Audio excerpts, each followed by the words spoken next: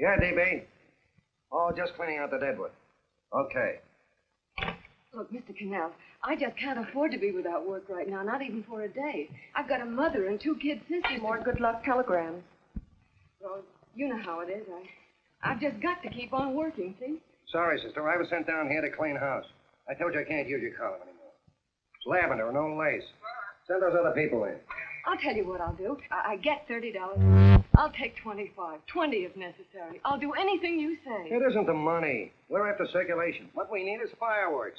People who can hit with sledgehammers. Start arguments. Oh, I can do that. I know this town inside out. Oh, give me a chance, All right, please. come in. Cashier's got your check. Who are these people? Gibbs, Frawley, Cunningham, Giles. Hey, you sister. Don't forget to get out your last column before you pick up your check.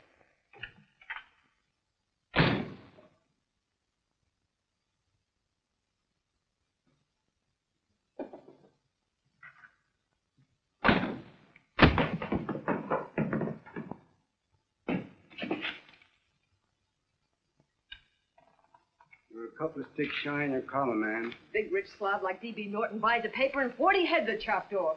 Did you get it, too? Yeah. You too? Oh, Joe. Oh, I'm sorry, darling. Why don't we tear the building down? Before you do, Ann, perhaps you'd better finish this column. Yeah, lavender and old lace. Wait, Joe. Wait. Want fireworks, huh? Okay.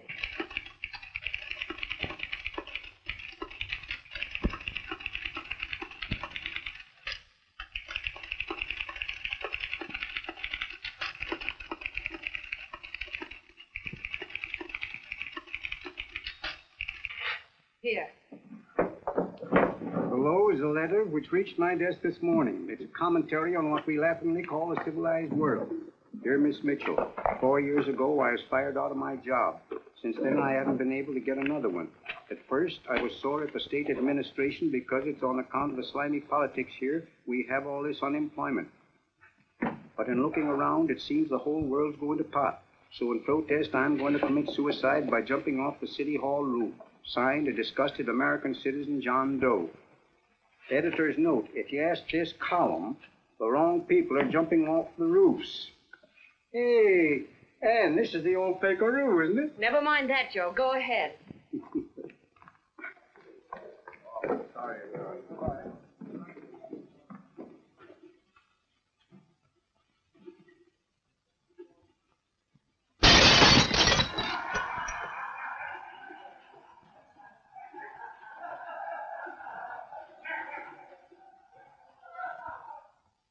And it's because of the slimy politics that we have all this unemployment here. There it is. That's D.B. Norton's opening attack on the governor. Why, Jim, it's just a letter sent into a column. No, I can smell it. That's Norton. Good morning, gentlemen. Good morning, Governor. Good morning, Governor. You're rather early. Governor, did you happen to see this in the new bulletin? Yes. I had it served with my breakfast this morning. Jim thinks it's D.B. Norton at work. Of course it is. Oh, come, Jim. That little item, D.B. Norton does things in a much bigger way. This is his opening attack on you, Governor. Take my word for it. What did he buy a paper for? Why did he engage a high-pressure editor like Cannell for? He's in the oil business. I tell you, Governor, he's after your scalp. All right, Jim, all right. Don't burst a blood vessel. I'll look into it. You get me Spencer of the Daily Chronicle, please? Yes, I saw it, Governor. If you ask me, that's a phony letter. Why, that gag has got whiskers on it. Okay, I'll get the mayor and maybe the Chamber of Commerce to go after them. Get Mayor Lovett on the phone. Sorry, the mayor's busy on the other phone.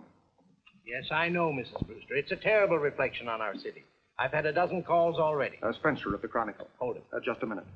Yes, Mrs. Brewster. I'm listening. I insist that this John Doe man be found and given a job at once. Now, if something isn't done about it, I'll call out the whole executive. Yes, Spencer? Oh? The governor? Well, what about me? It's my building he's jumping off of, and I'm up for re-election, too. What are you doing? Get Cannell at the bulletin. Why, he's liable to go right past my window. Get me Cannell. What was that? What? Out the window. Something just flew by. I didn't see anything. Well, don't stand there, you idiot. Go and look.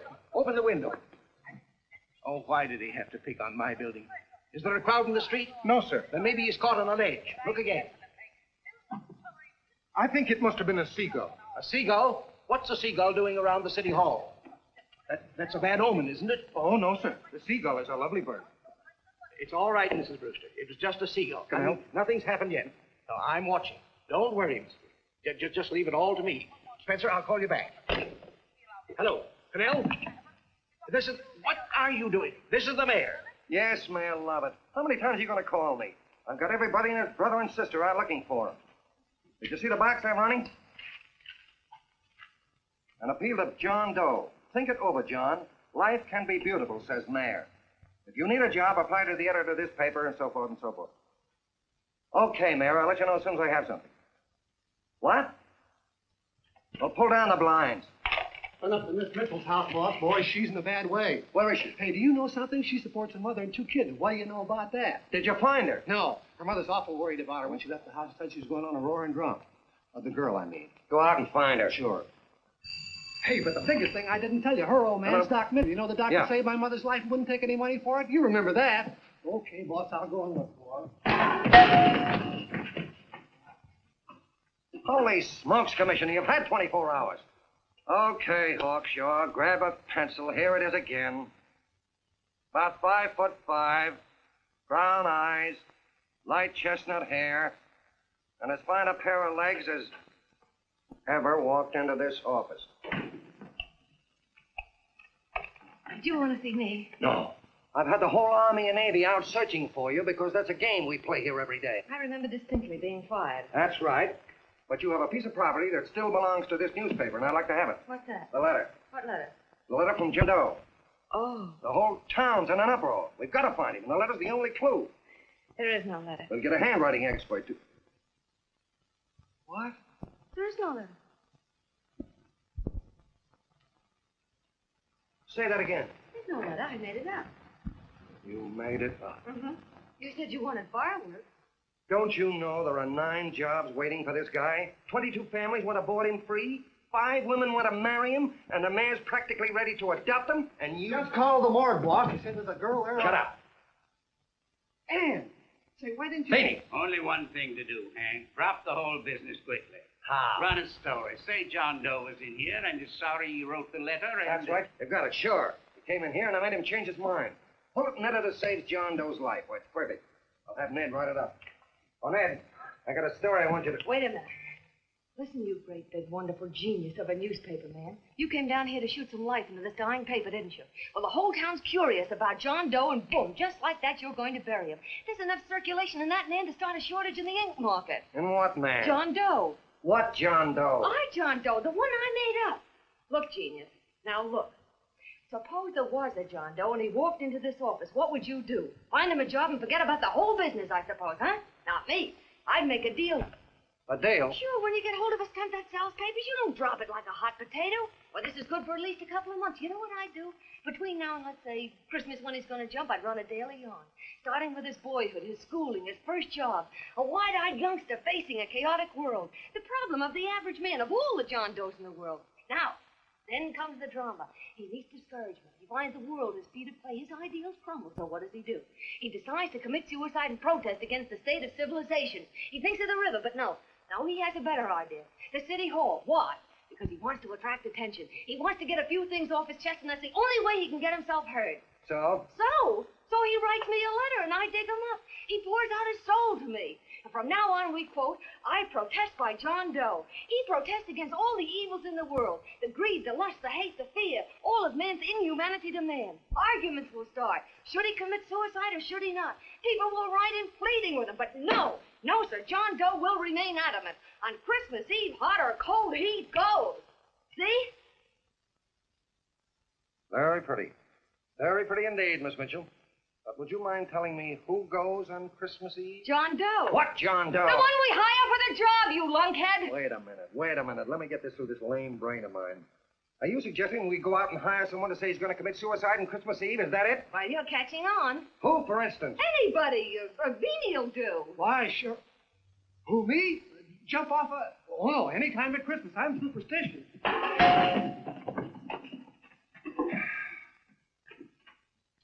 Miss Bishop, do me a favor. Will you go on out and get married and have a lot of babies, but stay out of newspaper business? Better get that story in, Hank. It's getting late. You're supposed to be a smart guy. If it was raining $100 bills, you'd be out looking for a dime you lost someplace.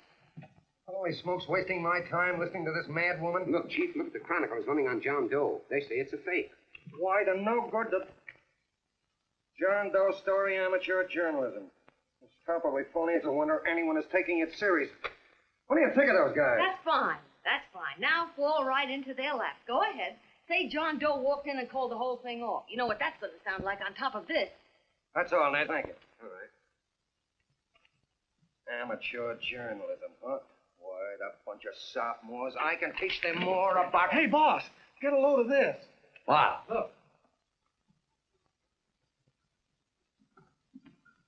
What do they want? They all say they wrote the John Doe letter. Yeah, boss. Oh, they all wrote the letter. Tell them all to wait. Look, Mr. Cannell, one of those men is your John Doe. They're desperate and will do anything for a cup of coffee. Pick one out and you can make the Chronicle eat their words. I'm beginning to like this. If you ask me, Hank, you're playing around with dynamite. No. The gal's right. We can't let the Chronicle get the laugh on us. We've got to produce a John Doe now. Amateur journalism, huh? I'll show those guys. Sure, and there's no reason for them to find out the truth either, because naturally I won't say anything. Okay, sister, you get your job back. Plus a bonus. What bonus? Or the bonus of $1,000 the Chronicle was going to pay me for this little document. You'll find it says, I, Ann Mitchell, hereby certify that the John Doe letter was created by me. I can read. Sorry. You think this is worth $1,000, do you? Oh, the Chronicle would consider it dirt cheap. Packs everything, including a gun. Okay, sister, you got yourself a deal. Now let's take a look at the candidates. The one we pick has got to be the typical average man. Typical American that can keep his mouth shut. Show me an American who can keep his mouth shut and I'll eat him. Okay, Beanie, bring him in one at a time.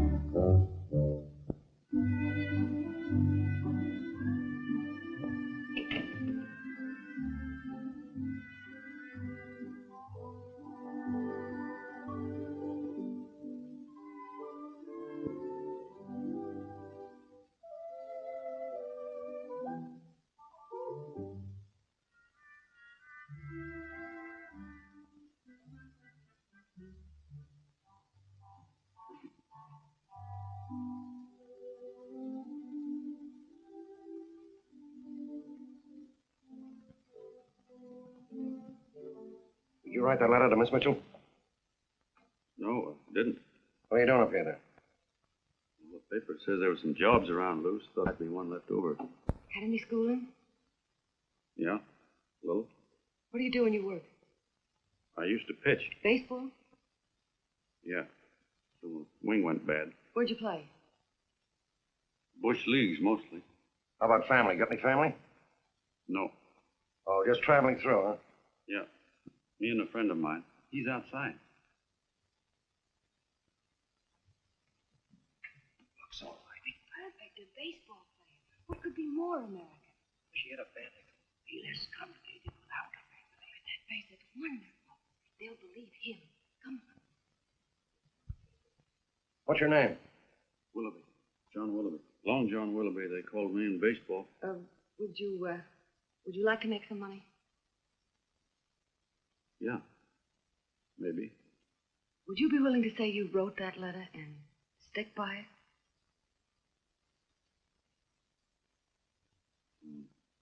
I get the idea. Yeah. Maybe. That's all, man. He's made to order. I don't know. He don't seem like the kind of a guy that'd fall in line. When you're desperate for money, you do a lot of things, Mr. Cannell. He's our man, I tell you. He's fainted. What? Get the water quickly. Hurry up, Pop. Oh. All right, here, sit down. You all right? Yeah, I'm all right. How many is that, 6?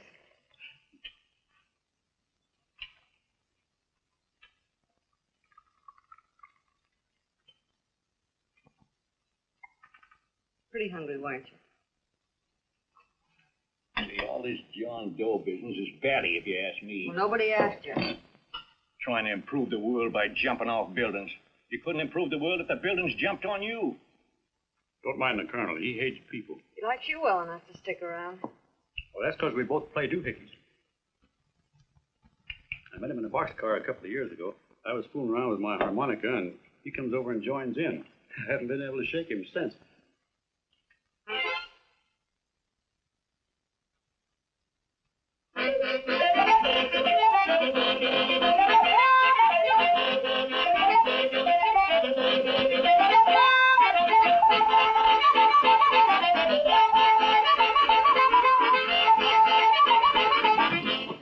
All right, boys, here he is. No, you can't take pictures of him like that, eating a sandwich and with a beard. But he's going to jump off a building. Yes, but not because he's out of a job. That's not news. This man's going to jump as a matter of principle. Well, maybe you're right. We'll clean him up and put him in a hotel room under bodyguards. We'll make a mystery out of him. Did you speak to Mr. Norton? Thinks it's terrific. Says for us to go the limit. Wants us to build a bonfire under every big shot in the state. Oh, swell. Is that the contract? Yeah. What's he doing here? Friend of his. They play duets together. Duets? But can we trust him? Oh. I trust him. Oh, you trust him. Well, that's fine. I suppose he trusts you, too. Oh, stop worrying. He's all right. Okay, but we don't want more than a couple of hundred people in on this thing. Now, the first thing I want is an exact copy of the John Doe letter in your own handwriting. I've got it already. Here. Well, that's fine. Now, I want you to sign this agreement. It gives us an exclusive story under your name, day by day, from now until Christmas. On December 26th, you get one railroad ticket out of town. And the bulletin agrees to pay to have your alarm fixed. That's what you want, isn't it? Yeah, but it's got to be by Bonesetter Brown. Okay, Bonesetter Brown goes. Here, sign it. Meanwhile, here's $50 spending money.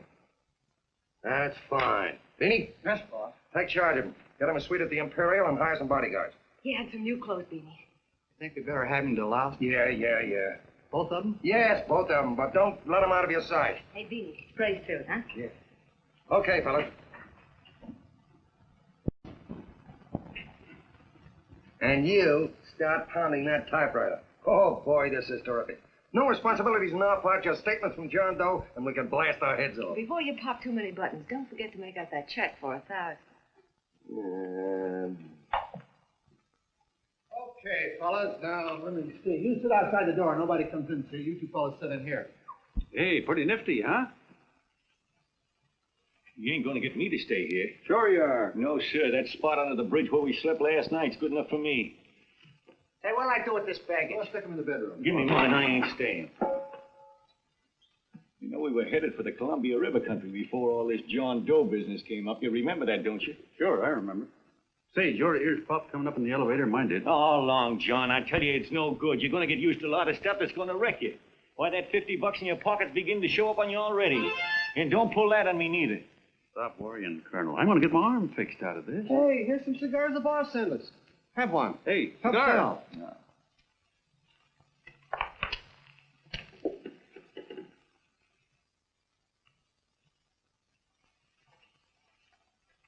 Say, I'll bet you even the major leaguers don't rate an outfit like this. Here, make yourself comfortable.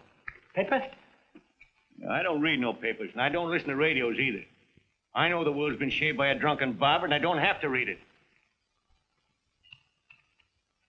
I've seen guys like you go under before. Guys that never had a worry. Then they got a hold of some dough and went goofy. The first thing that happens to a you guy... get a load of the bedroom. No. The first thing that happens to a guy like that, he starts wanting to go into restaurants and sit down at a table and eat salads and cupcakes and tea. Boy, what that kind of food does to your system.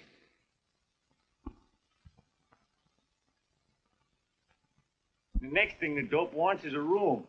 Yes, sir, a room with steam heat and curtains and rugs. And before you know it, he's all softened up and he can't sleep unless he has a bed. Hey, stop worrying, Colonel. $50 ain't going to ruin me. I've seen plenty of fellas start out with $50 and wind up with a bank account. Hey, what's the matter with the bank account anyway? And let me tell you, Long John, when you become a guy with a bank account, they got you. Yes, sir, they got you. Who's got him? The helots. Who? Hey, there's the City Hall tower I was supposed to jump off of. It's even higher than this. Who's got him? The helots. Woo! Hey, wait a minute! You're not supposed to jump on Christmas Eve. Do you want to get me in a jam? If it's going to get you in the jam, we'll do you a favor. I won't jump. And when they got you, You got no more chance than a road rabbit. Hey, who'd you say was going to get him? Say, is this one of those places where you ring if you want something? Yeah, just use the phone. Boy, I've always wanted to do this. Hey, Doc, look. Look, Doc. Give me that again, will you? Who's going to get him? The helots. Who are they? Listen, sucker, you ever been broke? Sure, mostly often. All right. You're walking along. Not a nickel in your jeans. You're free as the wind. Nobody bothers you. Hundreds of people pass you by in every line of business. Shoes, hats, automobiles, radios, furniture, everything. And they're all nice, lovable people. And they let you alone. Is that right? Then you get a hold of some dough, and what happens? All those nice, sweet, lovable people become helots. A lot of heels. They begin creeping up on you, trying to sell you something. They get long claws, and they get a stranglehold on you. And you squirm, and you duck, and you holler, and you try to push them away, but you haven't got a chance. They got you. First thing you know, you own things. A car, for instance. Now your whole life is messed up with a lot more stuff. You get license fees, and number plates, and gas, and oil, and tax, and insurance, and identification cards, and letters, and bills, and flat tires, and dents, and traffic tickets, and motorcycle cops, and courtrooms, and lawyers, and fines, and 1,000,001 other things. And what happens? You're not the free and happy guy you used to be. You got to have money to pay for all those things. So you go after what the other fellas got. And there you are. You're a helot yourself.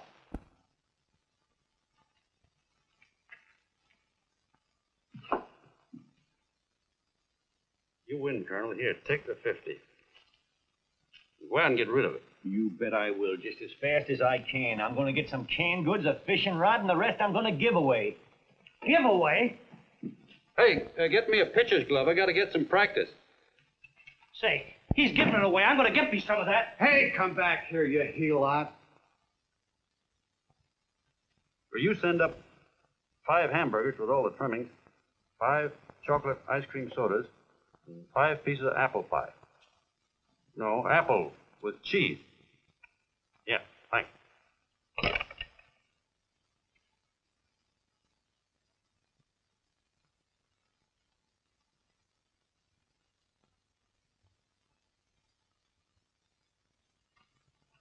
Hello there. Well, if it isn't the man about town. All set, Miss Anne. Oh, yes. Let's go. Let's see, we want some action in these pictures. Action? That's good. No. This man's going to jump off a roof. Oh. Here, wait a minute. Let me comb your hair. Sit down. Yeah, that's better.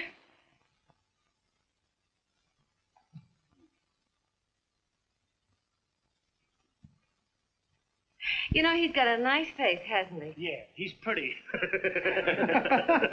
Here, sit down. Quiet, egghead. All right, now a serious expression.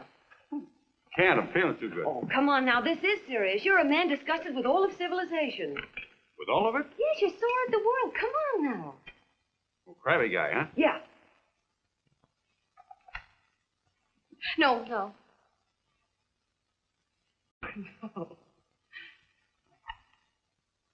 No, look.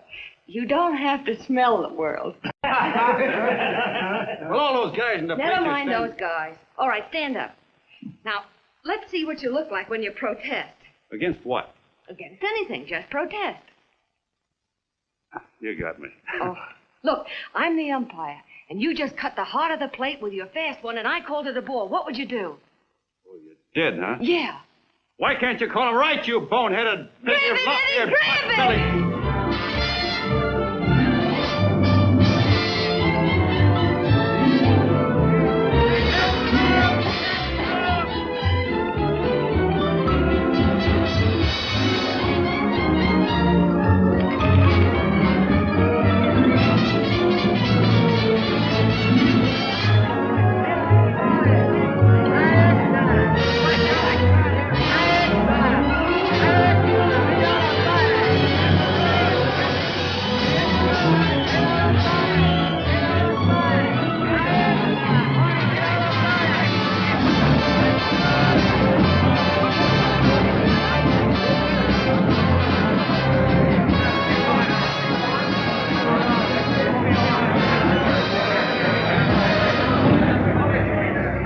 I don't care whose picture they're publishing. I still say that this John Doe person is a myth, and you can quote me on that. And I'm going to insist on his being produced for questioning. You know as well as I do that this whole thing is being engineered by a vicious man with a vicious purpose, Mr. D.B. Norton.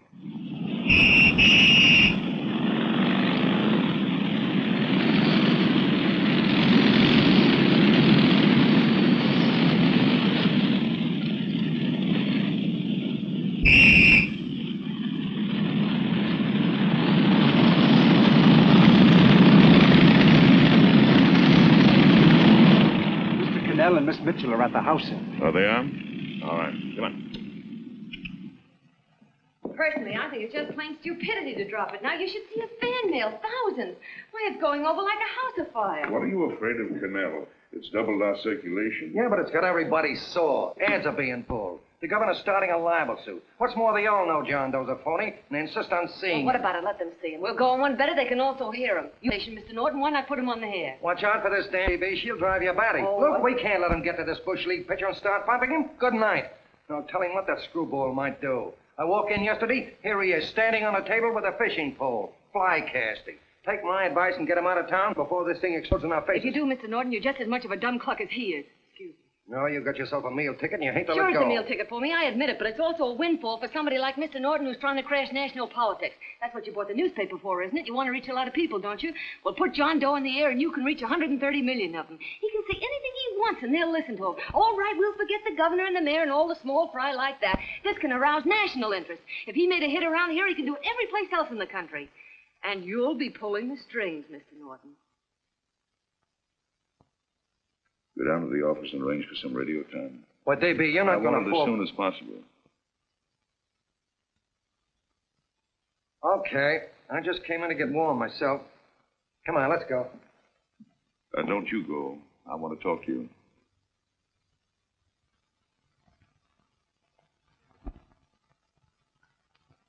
Sit down.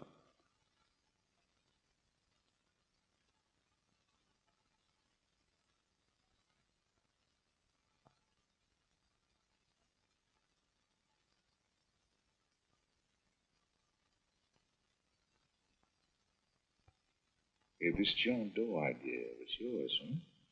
Yes, sir.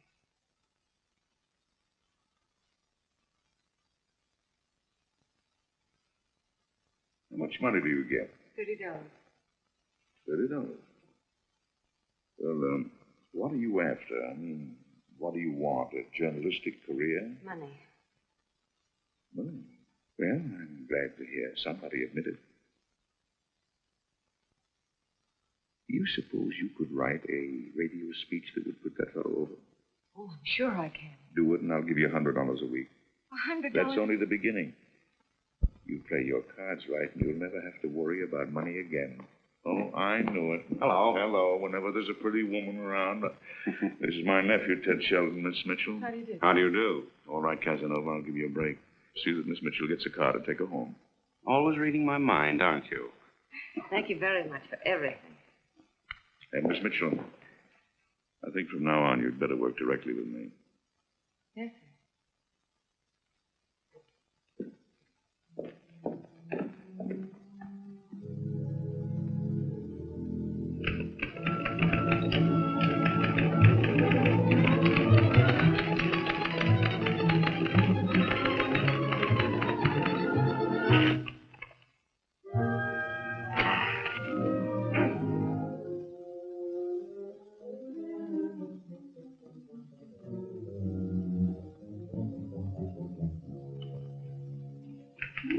Hey! I thought you were asleep. We just nice it is. Oh, you little brat, you're just falling. I said good night. Come, children. It's past your bedtime. Go on, Mama. Come on. Now, scooch off the bed. Poor through me, I'm done. I'll never get this speech right. Oh, yes, you will, Ann, dear. You're very clever. Yeah, I know. What are you looking for? Your purse, I need $10. What for? I gave you 50 just the other day. Yes, I know, dear, but Mrs. Burke had her baby yesterday. 9 pounds. And there wasn't a thing in the house. And then the community chest lady came. And the 50's all gone, huh? Who's the 10 for? The Websters. The Websters. You remember those lovely people your father used to take care of. I thought I'd buy them some groceries. Oh, Anne, dear, it's a shame those You're poor... marvelous, Ma. You're just like Father used to be. Do you realize a couple of weeks ago we didn't have enough to eat ourselves?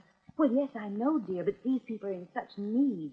And we have plenty now. If you're thinking of that $1,000, forget it. It's practically all gone. We owed everybody in town. Now, you just got to stop giving all your money away. Oh, Anne, dear. Oh, I'm sorry, Ma. Oh, don't pay any attention to me. I guess I'm just upset about all this. Gee whiz, here I am with a great opportunity to get somewhere, to give us security for once in our lives, and I'm stuck. If I could put this over, your Mrs. Burke can have 6 babies. You mean the speech you're writing? Yeah, I don't know. I simply can't get it to gel. I created somebody who's going to give up his life for a principle. Hundreds of thousands of people are going to listen to him over the radio. And unless he says something that's sensational, it's just no good. Well, honey, of course, I don't know what kind of a speech you're trying to write, but judging from the samples I've read, I don't think anybody will listen. What? Darling, there are so many complaining political speeches. People are tired of hearing nothing but doom and despair on the radio. If you're going to have him say anything, why don't you let him say something simple and real, something with hope in it? If your father were alive, he'd know what to say. Father certainly would. Wait a minute.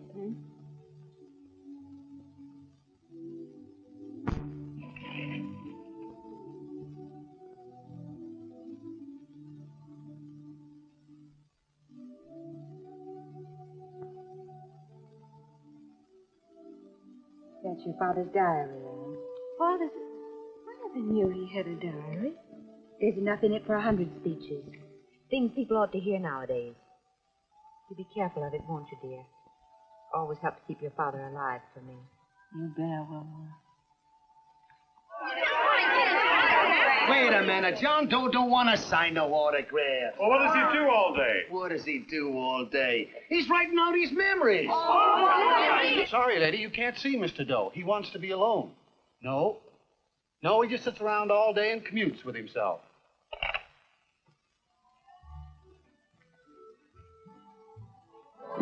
Oh!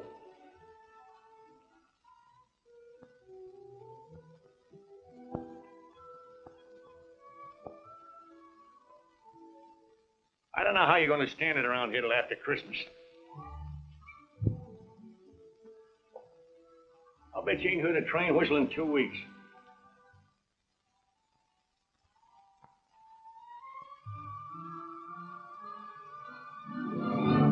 Steam, right!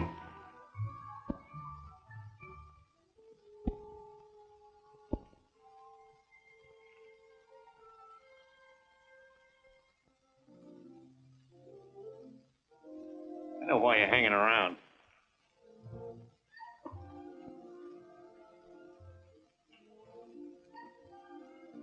You're stuck on the girl. That's all a guy needs is to get hooked up with a woman.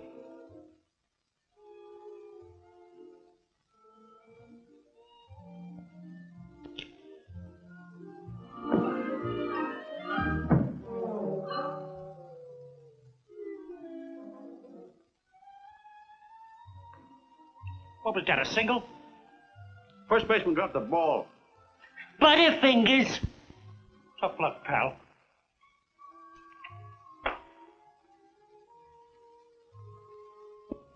Guy has a woman on his hand. First thing he knows, his life is balled up with a lot more things.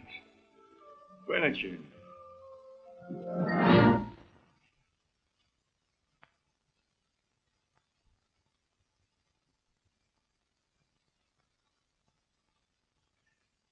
Did you get him? You're out. Swell. What's this, the end of the 8th? 9th.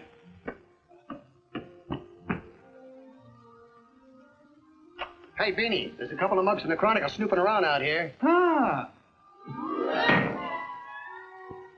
Come on, Angel Face. Gangway. What's the score, Angel Face? 3-2, off paper. Gee, that's great.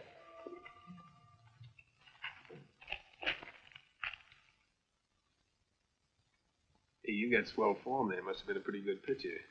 Pretty good. Yeah, I was just about ready for the major leagues when I chipped a bone in my elbow. I got it pitching a 19-inning game. 19? Yeah. There was a major league scout there watching me, too. And he came down after a game with a contract. You know what? I couldn't lift my arm to sign it. I'll be okay, though, as soon as I get it fixed up. It's too bad. What do you mean, too bad? Huh? Oh, that you'll never be able to play again. What are you talking about? I just told you I was going to get... Well, you know how they are in baseball if a guy's mixed up in a racket. Racket? What do you mean? Well, I was just thinking about this John Doe business. Why, as soon as it comes out it's all a fake, you'll be washed up in baseball, won't you? Yeah. Oh, go on. I never thought about that.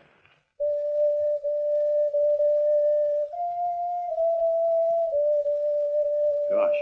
And another thing, what about all the kids in the country? The kids that idolize ball players. What are they going to think about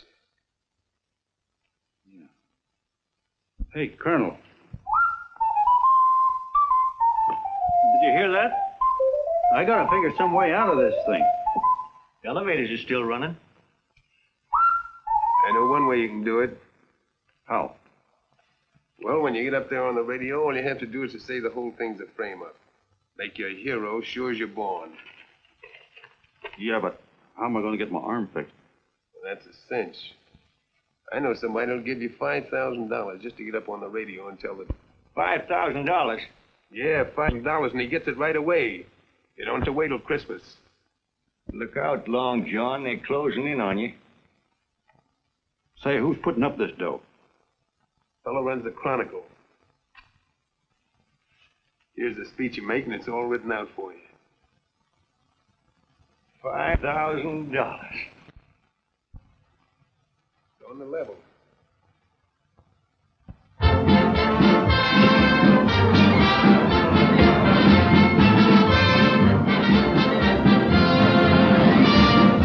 No, I'm sorry. Tickets for the broadcast are all gone. Phone the bulletin. Sorry, no more tickets left.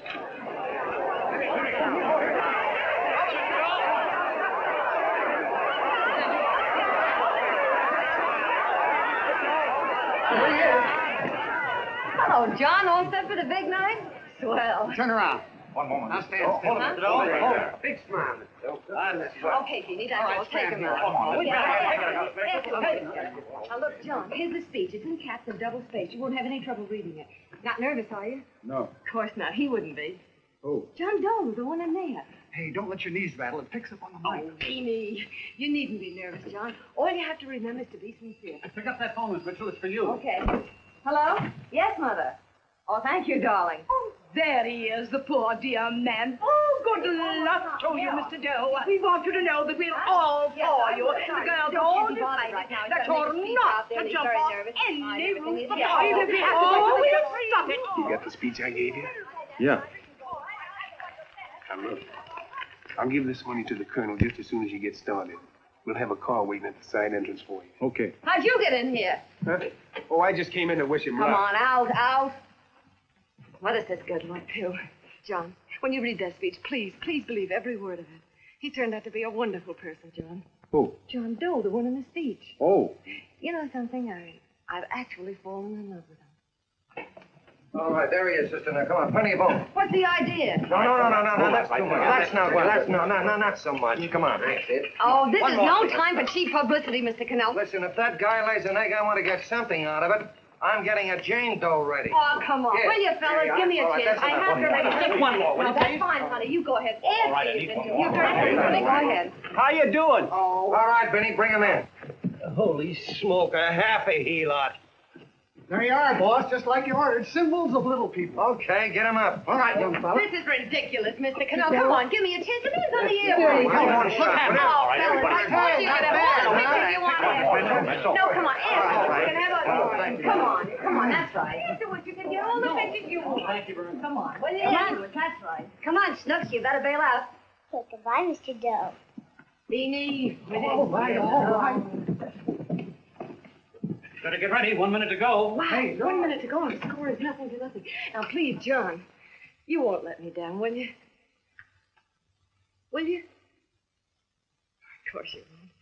If you'll just think of yourself as the real John Doe. Listen, everything in that speech are things a certain man believed in. He was my father, John. When he talked, people listened. And they listened to you, too. Funny. You know what my mother said the other night? She said to look into your eyes, that I'd see Father there.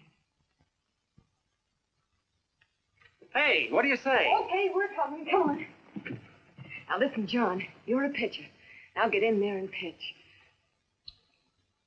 Good luck. Give him room, let him through. Come on.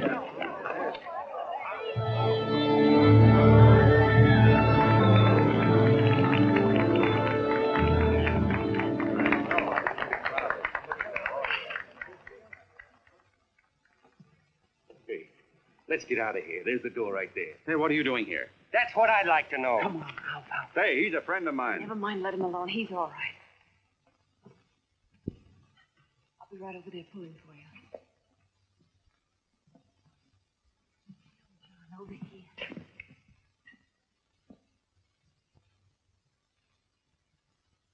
Stand by.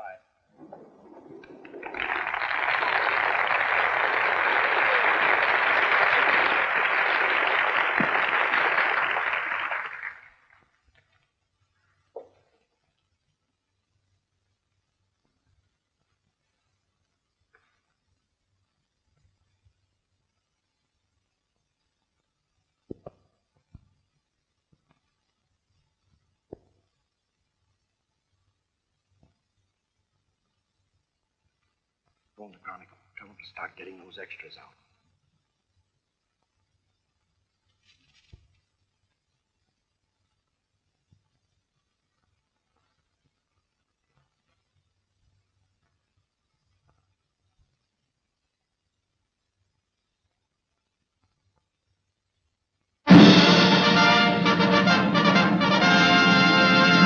And good evening, ladies and gentlemen. This is Kenneth Fry speaking for the New Bulletin.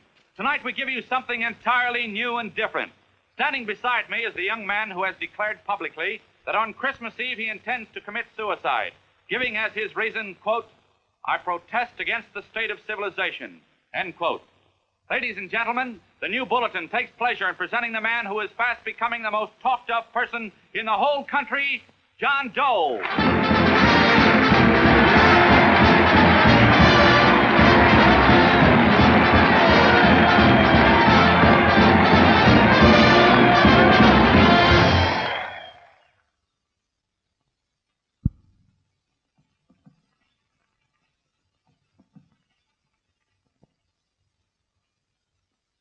Ladies and gentlemen, I am the man you all know as John Doe. I took that name because it seems to describe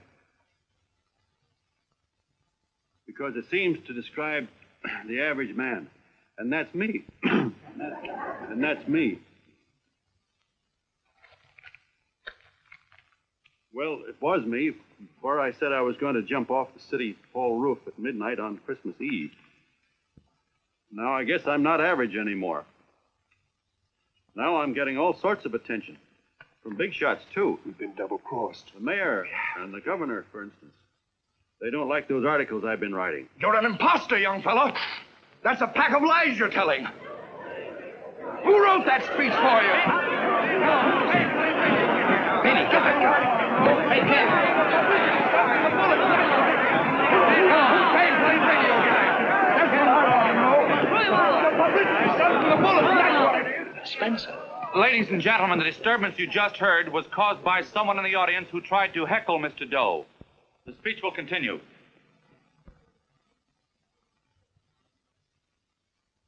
Well, people like the governor and that fellow there can stop worrying. I'm not going to talk about them. I'm going to talk about us, the average guys, the John Does. If anybody should ask you what the average John Doe is like, you couldn't tell him because he's 1,000,001 things. He's Mr. Big and Mr. Small. He's simple and he's wise. He's inherently honest, but he's got a streak of larceny in his heart. He seldom walks up to a public telephone without shoving his finger into the slot to see if somebody left a nickel there.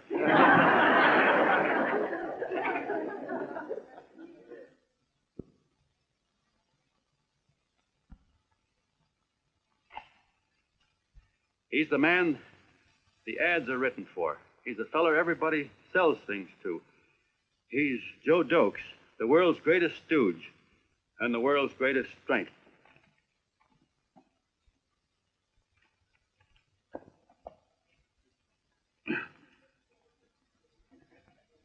Yes, sir. Yes, sir, we're a great family, the John Does. We are the meek who are supposed to inherit the earth. You'll find us everywhere. We raise the crops, we dig the mines, work the factories, keep the books, fly the planes, and drive the buses. And when a cop yells, "Stand back there, you," he means us, the John Does. What kind of a speech is that? Didn't you read it? We've existed since time began. We built the pyramids. We saw Christ crucified, pulled the oars for Roman emperors, sailed the boats for Columbus, retreated from Moscow with Napoleon, and froze with Washington at Valley Forge. Yes, sir. We've been in there dodging left hooks since before history began to walk. In our struggle for freedom, we've hit the canvas many a time, but we always bounce back because we're the people, and we're tough.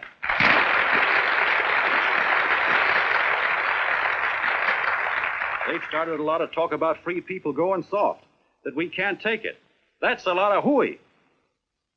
A free people can beat the world at anything, from war to tiddlywinks, if we all pull in the same direction.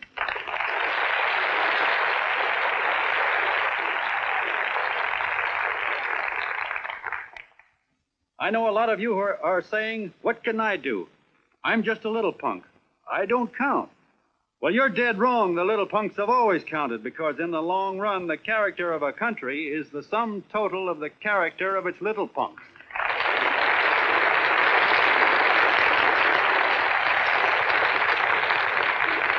But we've all got to get in there and pitch. We can't win the ball game unless we have teamwork. And that's where every John Doe comes in. It's up to him to get together with his teammate. And your teammate, my friend, is the guy next door to you. Your neighbor. He's a terribly important guy, that guy next door. You're going to need him, and he's going to need you, so look him up. If he's sick, call on him. If he's hungry, feed him. If he's out of a job, find him one. To most of you, your neighbor is a stranger, a guy with a barking dog and a high fence around him. Now, you can't be a stranger to any guy that's on your own team. So tear down the fence that separates you. Tear down the fence, and you'll tear down a lot of hates and prejudices. Tear down all the fences in the country, and you'll really have teamwork.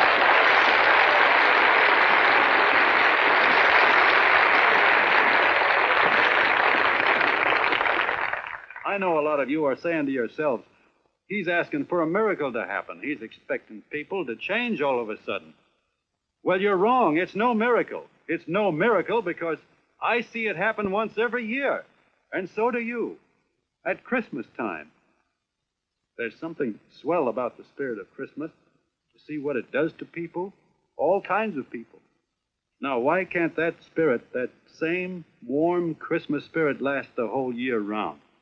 Gosh, if it ever did, if each and every John Doe would make that spirit last 365 days out of the year, we'd develop such a strength, we'd create such a tidal wave of goodwill that no human force could stand against it.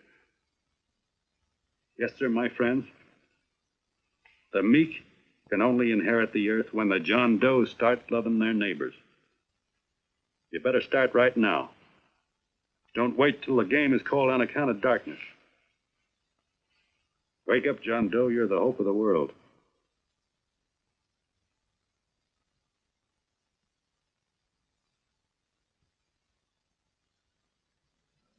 John, you were wonderful.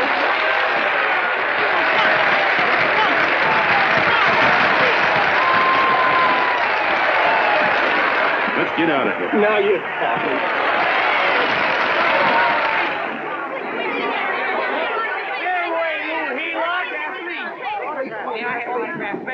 Hey!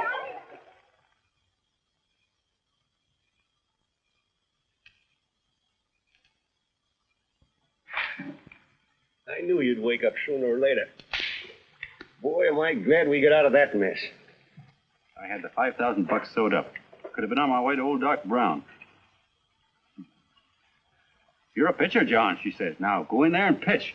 What a sucker. Yeah, she's a he-lot just like the rest of us. Lucky you got away from her.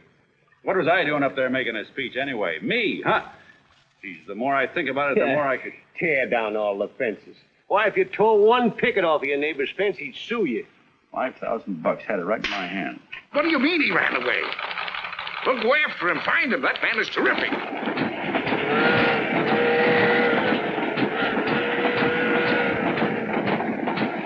Hey, here we come.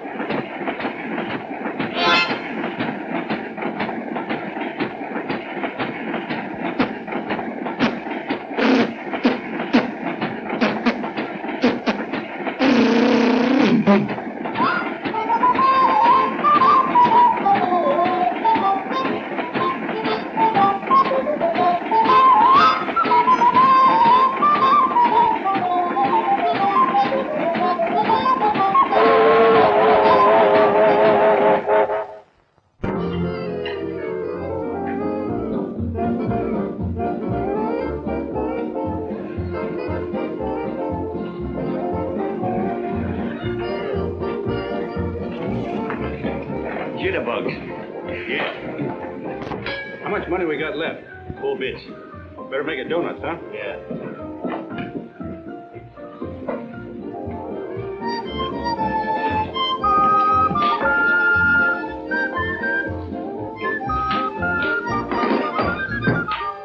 What'll it be, Jet? Have you got a couple of steaks about that big and about that thick? Yeah, with hash brown potatoes and tomatoes and apple pie and ice cream and coffee. And donuts, I know. Hey, Ma! Seekers! A pair. Think of the pair coming up. Glad he took the tea out of that.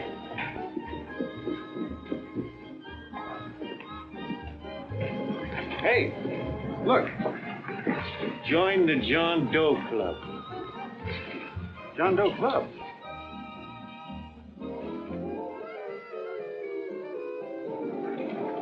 Uh-oh. You John Doe? Who? John Doe. Ah, you need glasses, buddy. Oh, but Jay, it's a spitting image of John Doe. Yeah, but his name is Willoughby. Oh, John Willoughby. I'm a baseball player. Sure. Oh, no, I'd know that voice anyway. You can't kid me. You John Doe. Hey, Ma! Ma! That's John Doe. John Doe. Yeah, sitting right there, big as life. Who'd you say it was? John Doe, the big guy there.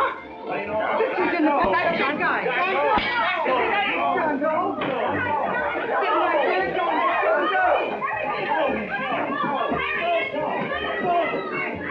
Hey, operator. Dan Beaner. Look, call everybody in town. John Doe was just in my place. Yeah, he ordered donuts.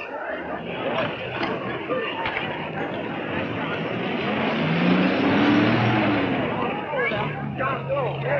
Hey, John Doe.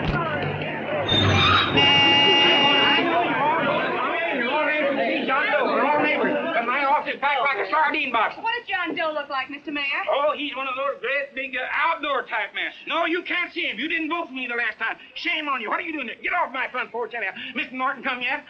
Oh, well, I wonder where he's at. What's keeping him? He should have been here 15 minutes ago. Oh, there he comes now.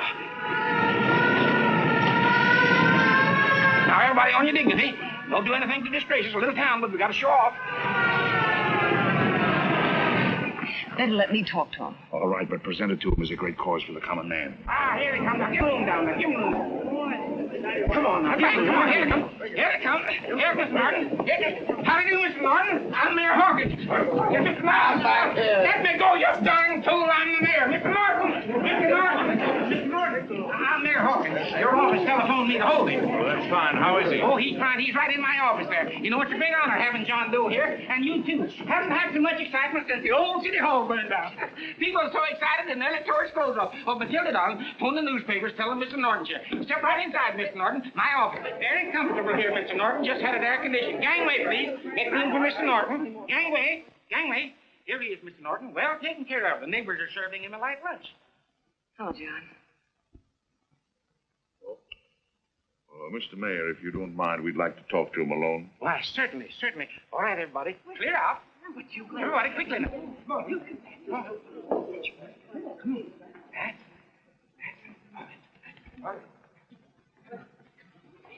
on. Don't argue with me here. Wait till we get home. Don't you push me around like that. Even though I'm your wife, you can't push me around. Look, Mr. Norton, I think you got a lot of nerve having those people hold us here.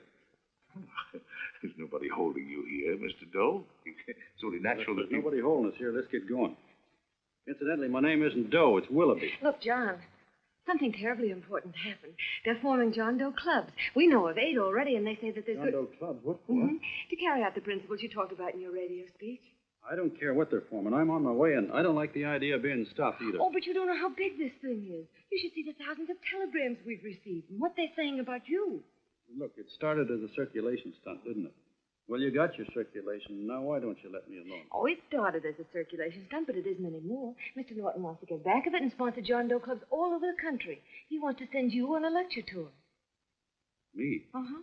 Certainly. With your ability to influence people, it might grow into a glorious movement. Say, let's get something straight here. I don't want any part of this thing. If you got an idea I'm going around lecturing to people, why, you're crazy. Baseball's my racket, and I'm sticking to it. Come on, Colonel, let's get out of here. John, please. I just got rid of one crowd. Oh, but please, Mr. Mayor, tell him the John Doe Club wants to talk to him. Let them in, Mr. Mayor. Let them come in. Okay, folks, but remember your manners. No stampeding. Walk slow, like you do when you come to pay your taxes.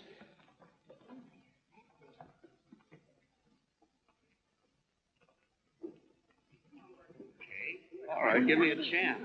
Come right in. My name's Bert Hanson, Mr. Doe. I'm the head soda jerker at Schwabacker's drugstore. Well, sir, you see, me and my wife, we heard your broadcast, and we got quite a bang out of it, especially my wife. Kept me up half the night saying, that man's right, honey. The trouble with the world is nobody gives a hoot about his neighbor. That's why everybody in town's sore and cranky at each other. I kept saying, it's fine, but how's a guy going to go around loving the kind of neighbors we got? Old Sourpuss, for instance. You see, Sourpuss Smithers lives all alone next door to us. He's a cranky old man and runs a second-hand furniture store. We haven't spoken to him for years. I always figured he was an ornery old gent that hated the world because he was always slamming his garage door and playing the radio so loud he kept half the neighbors up. Well, anyway, the next morning, I'm out watering the lawn, and I look over, and there's Sourpuss on the other side of the hedge straightening out a dent in his fender. And my wife yells to me out the window. She says, go on, speak to him, Bert. And I figured, well, heck, I can't lose anything, so I yelled over to him, good morning, Mr. Smithers. He went right on pounding his fender. Was I burned? So I turned around to give my wife a dirty look, and she said, louder, he didn't hear you. So in a voice you could have heard in the next county, I yelled, good morning, Mr. Smithers. Well, sir, you could have knocked me over with a feather. Old Sourpuss turned around, surprised-like, and he put on a big smile, came over and took my hand like an old lodge brother. He said, good morning, Hanson. I've been wanting to talk to you for years, only I thought you didn't like me.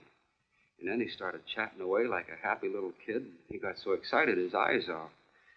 Well, Mr. Doe, before we got through, I found out Smithers is a swell egg, only he's pretty deaf, and that accounts for all the noises. And he says it's a shame how little we know about our neighbors. And then he got an idea. And he said, how's about inviting everybody someplace where we can all get together and know each other a little better? Well, I'm feeling so good by this time, I'm ripe for anything. So Smithers goes around the neighborhood inviting everybody to a meeting at the schoolhouse. And I tell everybody that comes in the store, including Mr. Schwabacker, my boss. I'm talking too much. Well, I'll be doggone if for 40 people don't show up.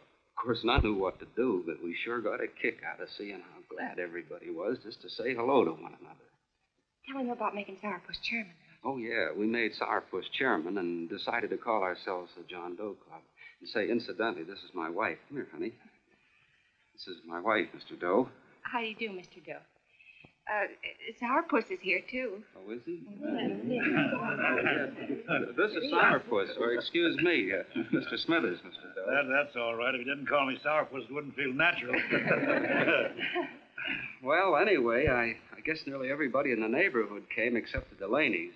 And the Delaney's live in a big house with an iron fence around it, and they always keep their blinds drawn.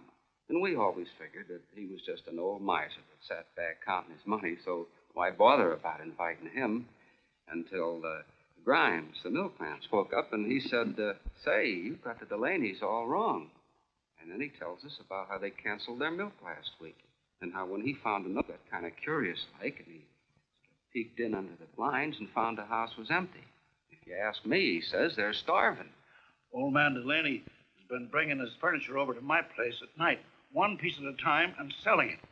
Yeah. And, well, sir, a half dozen of us ran over there to fetch him, and we brought him to the meeting. And what a reception they got. Everybody shook hands with him and made a fuss over him, and, well, finally, Mr. and Mrs. Delaney just sat right down and cried. And then we started to find out about a lot of other people. Yeah, sure. Well, you know Grubel, for instance. Grubel's here. Yeah, that's a... You don't know Grubel, but he's the man that everybody figured was the worst no-account in the neighborhood because he was living like a hermit. Nobody would have anything to do with him. That isn't Little Murphy. The postman told us the truth. Why, Grubel, he says, he lives out of garbage cans because he won't take charity, because it'd ruin his self-respect, he says. Just like you said on the radio, Mr. Doe. Well, sir, about a dozen families got together and gave Grubel a job watering their lawns. Isn't that wonderful? And then we found jobs for 6 other people, and they've all gone off for leave. And my boss, Mr. Schwabecker, made a job in his warehouse for old man Delaney. And he gave you that $5 raise. Yeah, wasn't that swell? Why, Bert, I feel slighted. I'd like to join, but nobody asked me. I'm sorry, Mayor, but we voted that no politician could join. Just the John Does of the neighborhood. You know how politicians are. Well, the reason we wanted to tell you this, Mr. Doe, was to give you an idea of what you started. And from where I'm sitting, I don't see any sense in you jumping off any building. No. Well, thank you for listening. Goodbye, Mr. Doe. You're a wonderful man. It strikes me you can be mighty useful walking around for a while. Goodbye, Mr. Doe. Goodbye, Mr. Doe.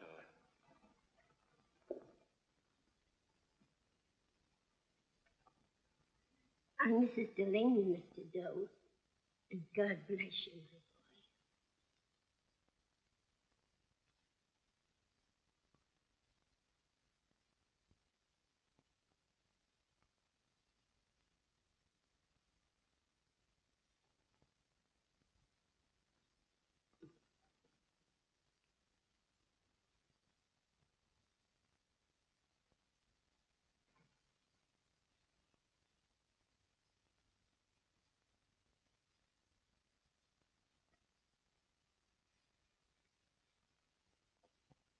Gee whiz, I'm all mixed up. I don't get it. Look, all those swell people think I'm going to jump off a building or something. I never had any such idea. Gosh. The fellow'd have to be a mighty fine example himself to go around telling other people how to. Say, look, what happened the other night was on account of Miss Mitchell here. She wrote the stuff. Don't you see what a wonderful thing this can be? But we need you, John. You're hooked. I can see that right now. They got you. Well, I'm through. For 3 years, I've been trying to get you up to the Columbia River country. First it was your glass arm, then it was the radio, and now it's the John Doe clubs. Well, I ain't waiting another minute. Gangway, you he-lot. Hey, Colonel, wait a minute. Hey, Colonel! I want you personally to go along with John Doe and Miss Mitchell and handle the press and the radio. Me? Yes, I don't want to take any chances. And Johnson. Yes, Pee-wee. Your crew will do the mop-up job. They'll follow John Doe into every town, see that the clubs are properly organized and the charters issued. Right. There are only 8 flags up there now. I want to see that map covered before we get through.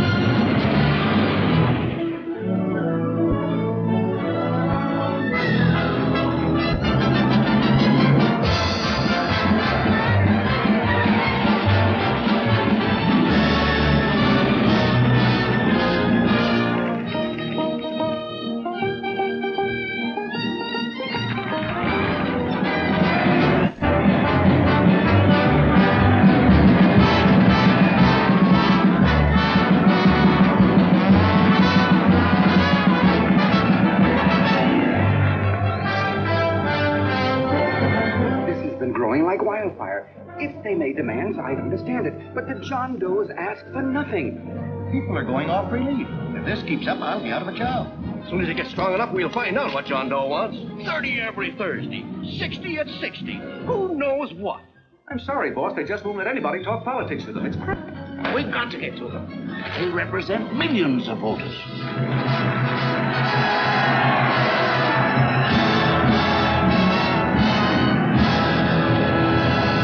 I tell you, ladies and gentlemen, this thing has been nothing short of a prairie fire.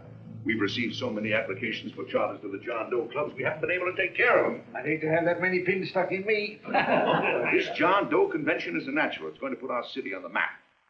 By over 2,400 John Doe clubs are sending delegates. Can you imagine that? You, Mr. Mayor, will be the official host. You will make the arrangements for decorating the city, parades, and a reception for John Doe when he gets home. And don't wear your high hat. No high hat? No high hat. And from you, Cannell, I want a special John Doe edition every day until the convention is over. And now, if you will, please step into the outer office and look your prettiest because there are photographers there to take pictures of this committee. Don't worry, D.B. Everything will be taken care of. Isn't it all too wonderful? Gather down here in a nice group. I'll get a nice picture of you. Oh, Mr. Mayor, would you sit down in front of these? You ladies get close to that. Well, I don't get... Get what? Look, D.B., I'm supposed to know my way around. This John Doe movement has cost you a fortune. Now, this convention is going to cost plenty. Well? Well, I'm stuck with 2 and 2, and I'm a sucker if I can make 4 out of it. Where do you come in? You have the satisfaction of knowing that my money has been spent for a worthy cause. I see. I better stick to running the paper. Huh? I think maybe you better have. And Cannell, I'd like to have the John Doe contract, all the receipts for the money we advanced him with the letter Miss Mitchell wrote, which I gave her $1,000. Yes, sure. Well, we leave for the airport. Half an hour. Is that Johnny boy's room? Better hustle him up. He's already on time. He's packing. Ah, good. Did you see his picture on the cover of Time? Yeah. I gotta give you credit, Annie girl. I've handled a good many big promotions in my time. That fair to a channel swimmer. But this one has certainly got me spinning. And now a John Doe convention. Wow. Say, if you could only get him to jump off the City Hall roof on Christmas Eve, I'd guarantee you 500,000 people there. Charlie. Hmm? What do you make of him? Oh, Johnny boy? Well, I don't know what angle you want, but I'll give it to you quick. Number 1, he's got great yokel appeal, but he's a nice guy. Number 2, he's beginning to believe he really wrote that original suicide letter that you made up. Number 3, he thinks that you're Joan of Arc or something. Yeah, I know. Number 4, well, you know what number 4 is. He's nuts a bunch. Yeah, it's running out of his ears. You left out number 5. We're all heels, me especially. Holy smoke. Come in.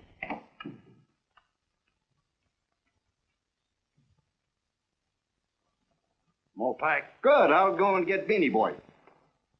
Okay, Charlie boy.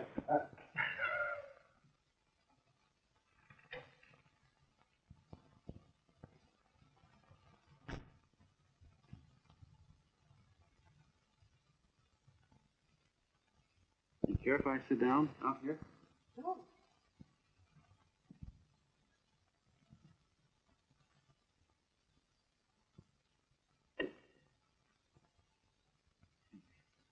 You know, I had a crazy dream last night. It was about you. About me? Sure was crazy. I dreamt I was your father.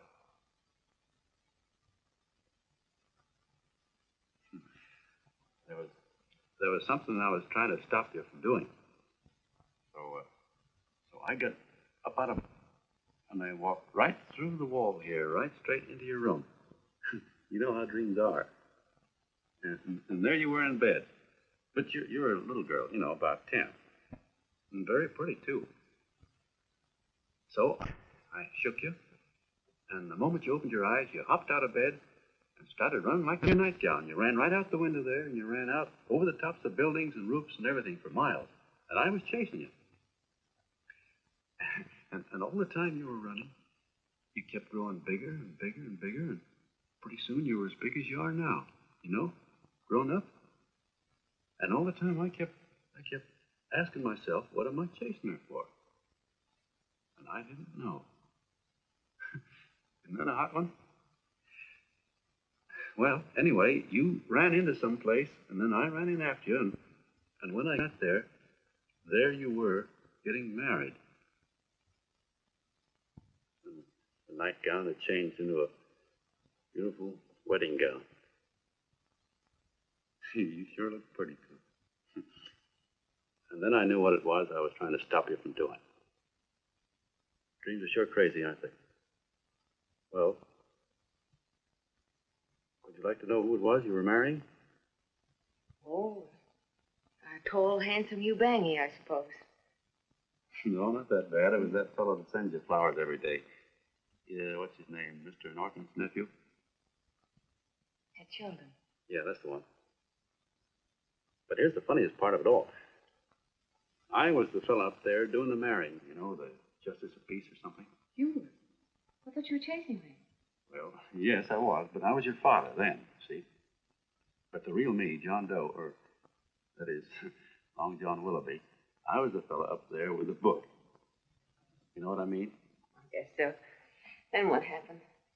Well, I took you across my knee and I started spanking you. That is, I didn't do it. I mean, I did do it, but it wasn't me, you see. I was your father then. Well, I held you across my knee and I said, Annie, I won't allow you to marry a man that's just rich or that has his secretary send you flowers. The man you marry has got to swim rivers for you. He's got to climb high mountains for you. He's got to slay dragons for you. He's got to perform wonderful deeds for you. Yes, sir. And all the time, the guy up there, you know, with the book, me, just stood there nodding his head. He said, go to it, Pop. Whack her one from me, because that's just the way I feel about it, too. So he said, come on down here and whack her yourself. So I came down, and I whacked you a good one, see? And he whacked you. And I whacked you another one. We both started whacking you like... Well, if you're through whacking her, come on, let's get going. Okay, fellas, right in here. You go out the side entrance. There's a bunch of autograph seekers out front. We'll be down with the bags in a minute. Come on, don't make a government project out of this. Hi, Benny. When's our plane take off again? Couple of minutes.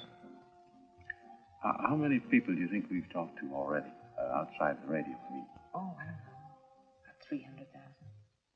300,000. What makes them do it, Ann? What makes them come and listen and get up their John Doe clubs the way they do? I've been trying to figure it out. Look, John, what we're handing them are platitudes. Things they've heard a million times. Love thy neighbor, clouds have silver linings, turn the other cheek. It's just a... Yeah, I heard them a million times, too, but there you are. Maybe they're like me, just beginning to get an idea of what those things mean. I never thought much about people before. They were always just somebody to fill up the bleachers. The only time I worried about them is when they didn't come in to see me pitch. You know, lately I've been watching them when I talk to them. I could see something in their faces. I could feel that they were hungry for something. You know what I mean? Maybe that's why they came. Maybe they're just lonely and wanted somebody to say hello to. I don't really feel. I've been lonely and hungry for something practically all my life.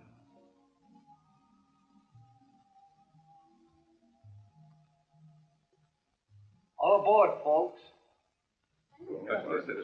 Yeah, that's true. Oh, somebody else sitting here? No, that's your seat. And this is your coat.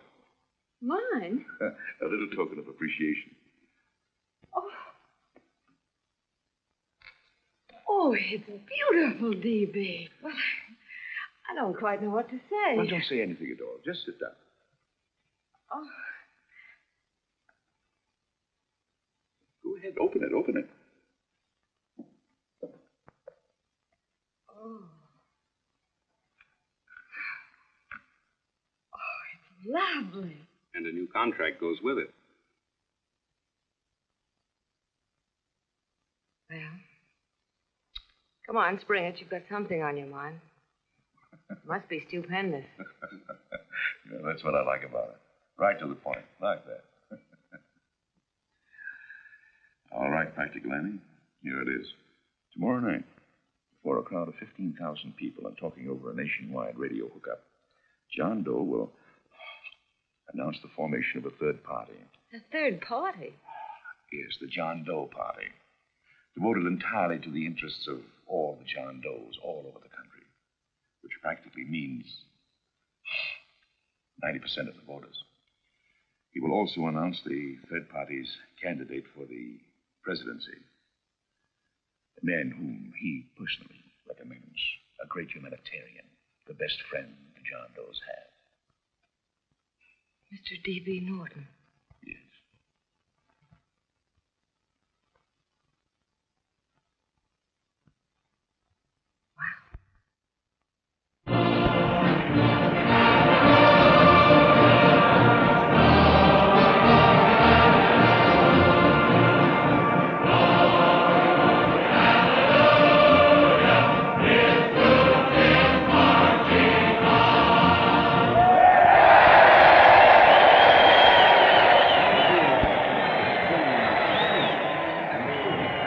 The opening of the convention is hours off. The delegates are already pouring into the ballpark by the droves with lunch baskets, banners, and petitions asking John Doe not to jump off any roof. But no matter how you look at it, it's still a phenomenal movement. These John Does, or the hoi polloi, as you've heard people call them, have been laughed at and ridiculed. But here they are, gay and happy, having traveled thousands of miles, their expenses paid by their neighbors, to come here to pay homage to their hero, John Doe.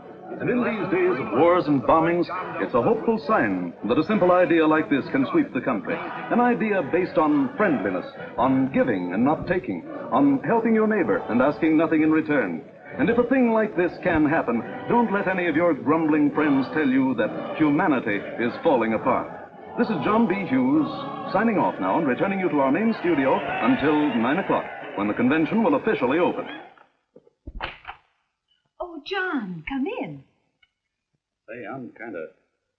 It's raining out a little. That's all right. It's good to see you. Sit down. Thanks.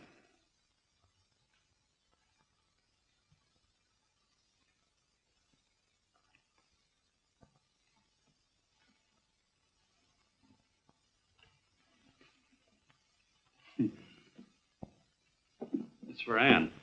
Oh, how nice. Thank you very much. Flowers. I'm terribly sorry she isn't here. She isn't? No, she just left. I'm surprised you didn't run into her. She went over to Mr. Norton's house. Oh. Did you want to see her about something important? Yeah. Well, no, it'll wait. He's a nice man, isn't he? Mr. Norton, I mean. He's done an awful lot for the...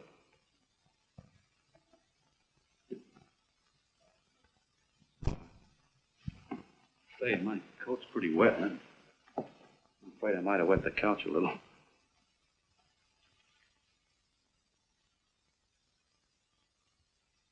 Well, I guess I'll see her at the convention later. Yes, of course. I'll see that she gets the flowers. Thanks. Good night, Mrs. Mitchell. Good night, John.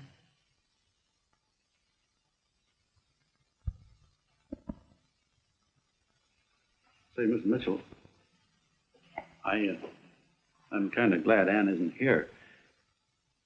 See, I came over here hoping to see her alone, and kind of hoping I wouldn't, too, you know what I mean? There was something I wanted to talk to her about.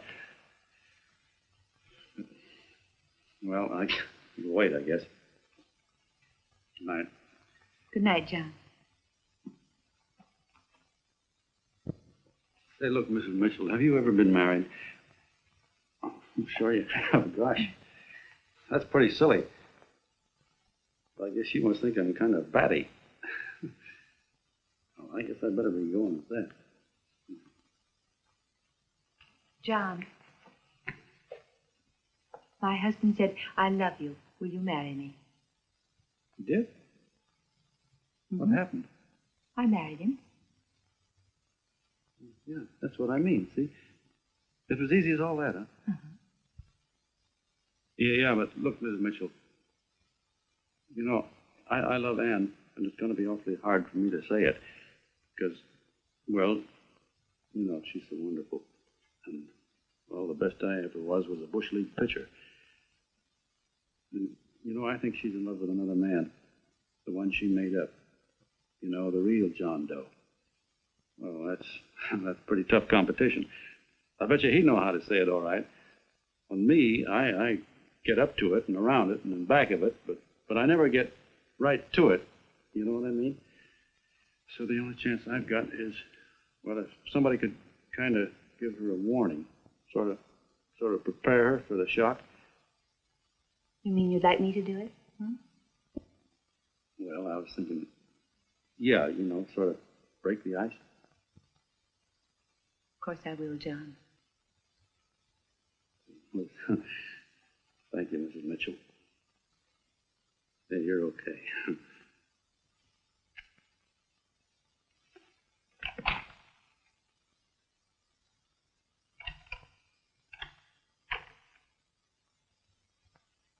This John Doe meeting is going to be one of the biggest things that ever happened. Why, they're coming from all over. Trains, boxcars, wagons. Look out! Hello, bodyguard. Hey, had your dinner yet? Well, Jeff? Oh, that's all right. Well, look, no, go ahead and have your dinner. Wait a minute, John.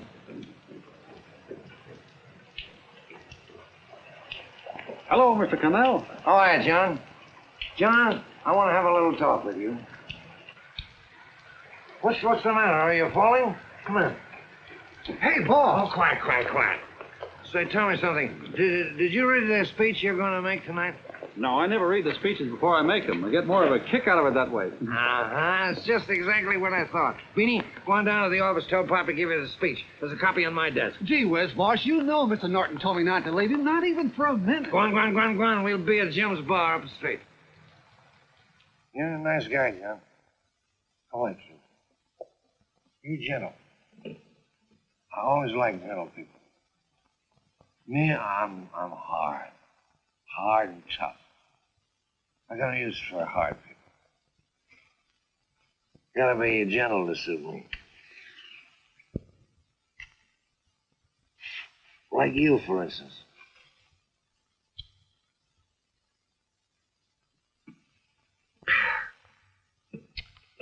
Yep, I'm hard. But you want to know something? I've got a weakness. I guess that would you. Want to know this? Star Spangled Banner. Screw it. Maybe it is, but play the Star Spangled Banner. I'm a sucker for it. Always gets me right here. You know what I mean? Yeah, it gets me right back here. Oh, back there, huh? Well, every man to his own taste. You weren't old enough. You weren't old enough for the World War, were you, Jeff? No, boss. Oh, you must have been just kidding. I was just ripe and raring to go. You know what my old man did when I joined up? He joined up, too. Got to be a sergeant. And here's a kick for it. We were in the same outfit. Funny, huh?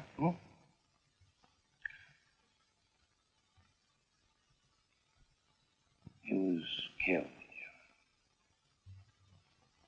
I saw him get it.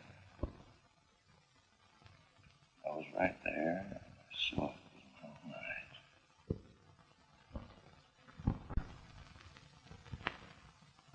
Me, I came out without a scratch. That is, excepting my ulcers.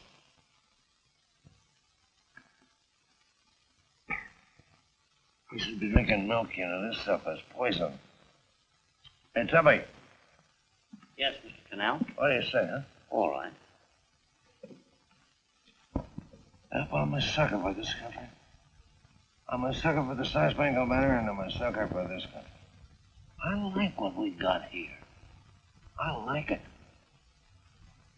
A guy can say what he wants and do what he wants without having a bayonet shoved through his belly. That's all right. You betcha. Man, we don't want anybody coming around changing it, do we? No, sir. When they do, I get mad. I get boiling mad. Right now, John, I'm sizzling. I get mad for a lot of other guys besides myself. I get mad for a guy named Washington and a guy named Jefferson and Lincoln. Lighthouses, John. Lighthouses in a foggy world. You know what I mean? Listen, pal. This fifth column stuff is pretty rotten, isn't it? Yeah, it certainly is. And you'd feel like an awful sucker if you found yourself marching right in the middle of it, wouldn't you? You. Of course, you would have known because you're gentle. Well, that's what you're doing. You're mixed up with a skunk. A no-good, dangerous skunk. Say, you're not talking about Mr. Norton, are you? I'm not talking about his grandfather's pet poodle. You must be wrong, Mr. Cannell. He's been marvelous about the John Doe clubs. Yeah? Say, you're sold on this John Doe idea, aren't you? Sure. No, sure. I don't blame you. So am I. It's a beautiful America. America can only happen right here in the good old USA. And I think it's terrific. What do you think of that? Me, hard-boiled Cannell, and I think it's plenty terrific. All right. Now, supposing a certain unmentionable worm whose initials are DB was trying to use that to shove his way into the White House so he could put the screws in, so he could turn out the lights in those lighthouses.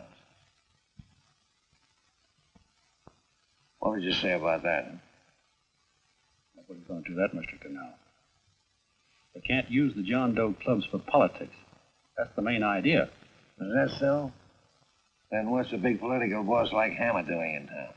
And a labor leader like Bennett? A lot of other big shots are up at DB's house right now. Wolves, John. Wolves.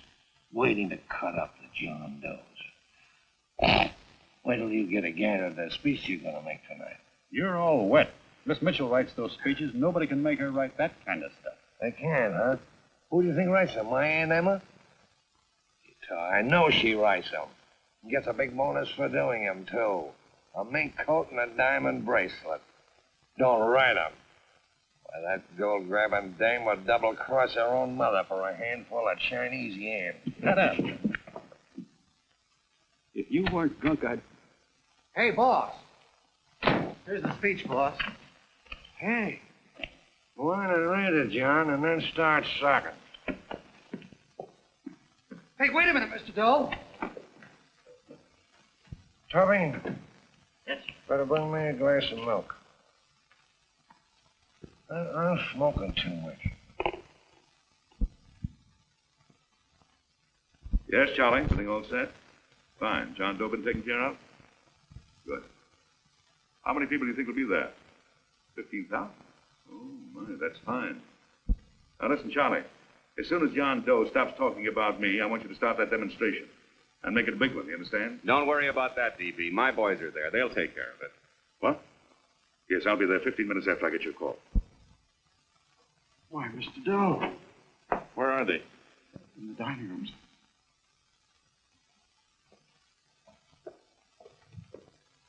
Now, gentlemen, I think we're about ready to throw that great big bombshell. Yeah, well, it's about time. Even a conservative estimate shows that we can count on anywhere between 10 and 20 million John Doe votes. Add to that the labor vote that Mr. Bennett will throw in, and the votes controlled by Mr. Hammett and the rest of you gentlemen in your own territories, and nothing can stop us. As I said before, I'm with you, providing you can guarantee the John Doe vote. Don't worry about that. You can count on me on one condition.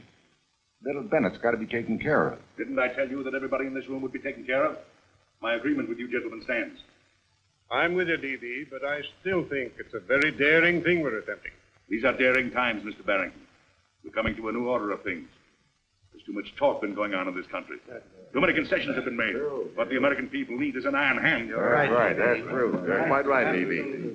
Discipline. You're quite right. And now, may I offer a little toast to Miss Ann Mitchell, the brilliant and beautiful lady who is responsible for all this. Mr. Norton, I'd like to talk to you alone for a minute. Oh, Miss Mitchell has something to say to us. Let's go.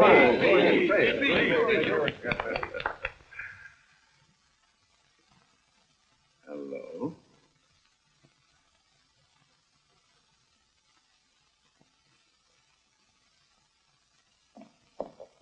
John, I'm so glad to see you. I was terribly worried. Did you write this? Yes, I did, John, but I had no idea what was going on. You didn't. No. That's a swell bracelet you're wearing.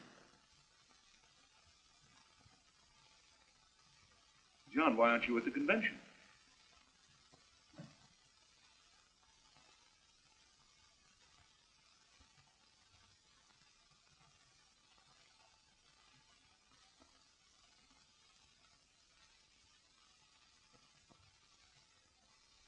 Is there anything wrong?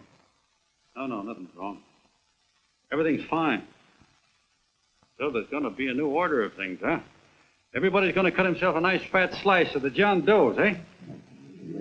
You forgot one detail, Mr. Big Shot. You forgot me, the prize stooge of the world. Why, if you or anybody else thinks he's going to use the John Doe clubs for his own rotten purpose, he's going to have to do it over my dead body. Well, hold on a minute, young man. Hold on. That's rather big talk. I started the John Doe clubs with my money, and I'll decide whether or not they're being properly used. No, you won't. You're through deciding anything. And what's more, I'm going down to that convention, and I'm going to tell those people exactly what you and all your fine-feathered friends here are trying to cook up for them. And I'm going to say it in my own words this time. Stop it, Stevie. You ruined us, Stevie. Wait a minute, fella. My uncle wants to talk to you. Listen to me, my son. Before you lose your head completely, may I remind you that I picked you up out of the gutter and I can throw you right back there again? You've got a nerve accusing people of things. These gentlemen and I know what's best for the John Does of America, regardless of what tramps like you think. Get off that righteous horse of yours and come to your senses. You're the fake. We believe in what we're doing. You're the one that was paid the 30 pieces of silver. Have you forgotten that? Well, I haven't. You're a fake John Doe, and I can prove it. You're the big hero that's supposed to jump off tall buildings and things. You remember? What do you suppose your precious John Does will say when they find out that you never had any intention of doing it, that you were being paid to say so? You're lucky they didn't run you out of the country. With the newspapers and the radio stations that these gentlemen control, we can kill the John Doe movement deader than a doornail. We'll do it, too, the moment you step out of line. Now, if you still want to go to that convention and shoot your trap off, you go ahead and do it.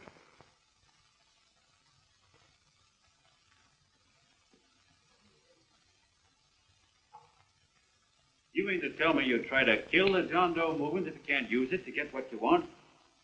You bet your bottom dollar we would.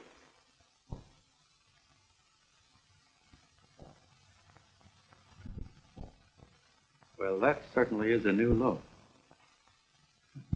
I guess I've seen everything now.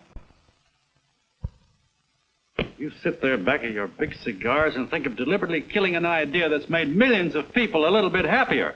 An idea that's brought thousands of them here from all over the country, by bus and by freight and jalopies and on foot, so they could pass on to each other their own simple little experiences. Why, look, I'm just a mug and I know it, but I'm beginning to understand a lot of things. Why, your type's as old as history. If you can't lay your dirty fingers on a decent idea and twist it and squeeze it and stuff it into your own pocket, you slap it down. Like dogs, if you can't eat something, you bury it. Why, this is the one worthwhile thing that's come along. People are finally finding out that the guy next door isn't a bad egg. That's simple, isn't it? And yet a thing like that's got a chance of spreading till it touches every last doggone human being in the world, and you talk about killing it. Why, when this fire dies down, what's going to be left? More misery, more hunger, and more hate. And what's to prevent that from starting all over again? Nobody knows the answer to that one, and certainly not you with those slimy, polished-up theories you got. The John Doe idea may be the answer, though. It may be the one thing capable of saving this cockeyed world, yet you sit back there on your fat hulks and tell me you'll kill it if you can't use it. Well, you go ahead and try. You couldn't do it in a million years with all your radio stations and all your power Because it's bigger than whether I'm a fake. It's bigger than your ambitions, and it's bigger than all the bracelets and fur coats in the world. You bet it is, John. And that's exactly what I'm going down there to tell those people. Gentlemen, you ungrateful rat. My uncle's been too good to you. He's getting away. Give me the bullet. John! I've always told you, D.B., you're playing him with dynamite. Which way? Now let that girl get away. Before he gets through tonight, he'll ruin us all. I'll stop him cold. Don't worry, I've been ready for this. John! Oh, John, please listen to me. Please, I can explain everything, John. I didn't know what they were going to do. Let me go with you, John. John, please. Go ahead, driver. Full park. Explain it to you, John. Please let me go with you. Please. John! Mr. Martin wants to see you. Listen to me, Mayor Lovett. You do as I say. I want them both arrested. You tell the police department to pick up Cannell. I've got the girl here. I've got the bullet. I don't care what you charge him with. If you're worried, let him go in the morning, but keep him in jail overnight. Hello, Bulletin. Put that wire on.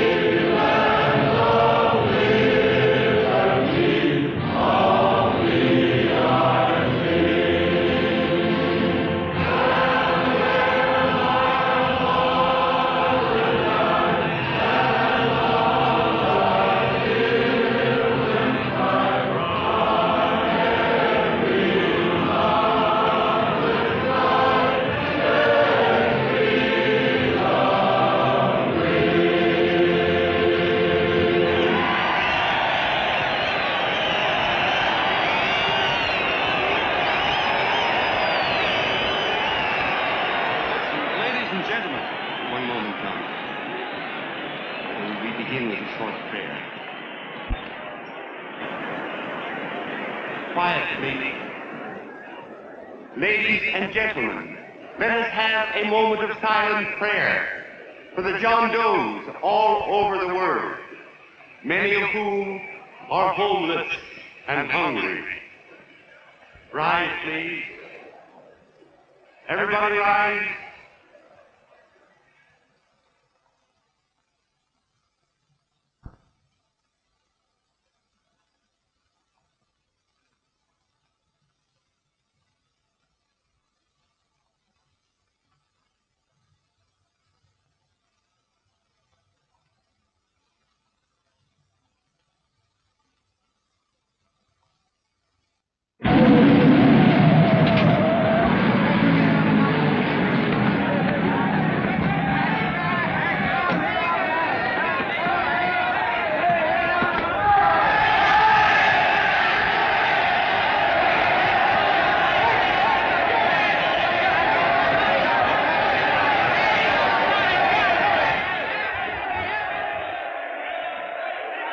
Newsboys.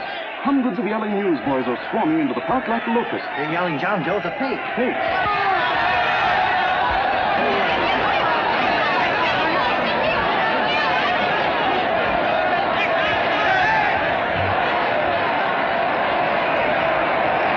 General investigation urged by Chamber of Commerce. How could he be a fake? It must be some kind of a gag. A what? A gag. A gag.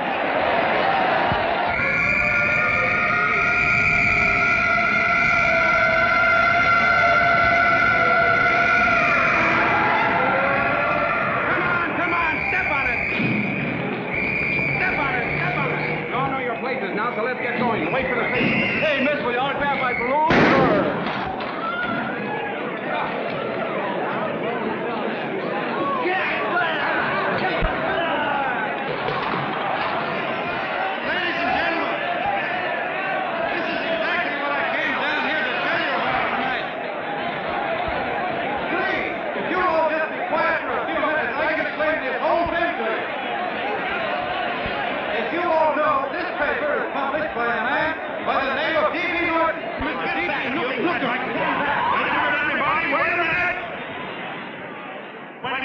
Gentlemen,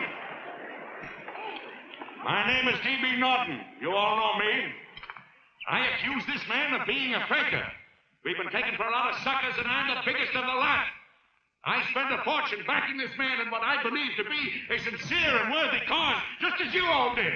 And now I doubt it's nothing but a cheap racket cooked up by him and 2 of my employees for the sole purpose of collecting dues from John Does all over the country. That's a lie. It's not a lie. Nickels and dimes to stuff into their own pockets. You can read all about it in the newspapers there. That's a lie. Listen, This man had no intention of jumping off the top of a building. He was paid to say so. Do you deny that? That's got nothing to do with it. Were you paid for it or weren't you? Yes, I was paid, but there has And what about the suicide note? You didn't write that either. What difference Did you write it or didn't you? No, I didn't write it. Now, you bet your life you didn't. You look in your papers, ladies and gentlemen, and you'll find Miss Nixon's signed confession that she was the one who wrote it. Listen, folks, it's a fact that I didn't write the letter. There, you see, he admits it. You're a fake John Doe. Now, for what you have done to all these good people, they ought to run you out of the country. And I hope they do it.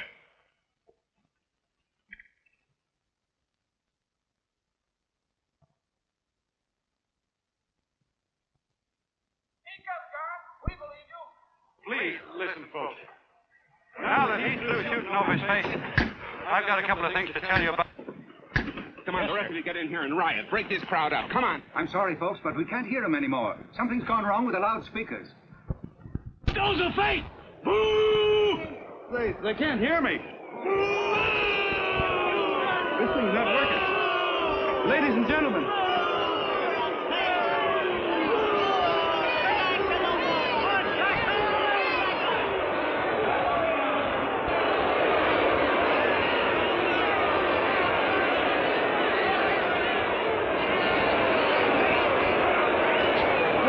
This thing's bigger than whether I'm a fake. Look, Kurt, you believe me, don't you? Sure, I believe you. Walking my legs off, digging up 5,000 signatures for a phony. There you are, Mr. Doe. 5,000 names asking you not to jump off any roof. It makes no difference, Bert. The idea's still good. We don't have to give up our club. Yeah, well, you can have it. Throw things. Somebody's going to get hurt. I'm afraid it'll be John Doe. Listen to that mob. I've got to go to him. All right, lady. Can't let you out. Let me go to him. Oh, please. Please let me go. They're crucifying him. I can help him. Sorry, sister. We got orders to hold. Orders from who? Can't you see it's a frame-up? Oh, Mother, they won't let me go. They won't let me go. Listen, folks. You got a jungle, you hobo! Just another racket! Stick to your clubs. We've been fed baloney so long we're getting used to it.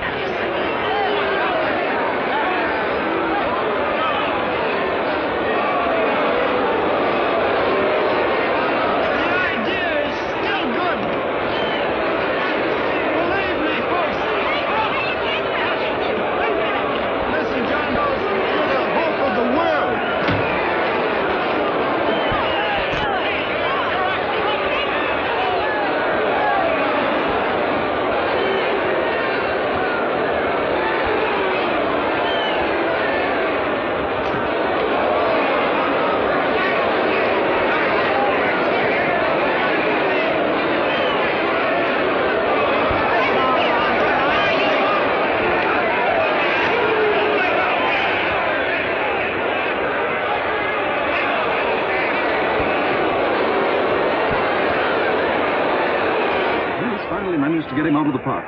But if that boy isn't hurt, it'll be a miracle. Ladies and gentlemen, this certainly looks like the end of the John Doe movement. Well, boys, you can chalk up another one to the Pontius Pilates.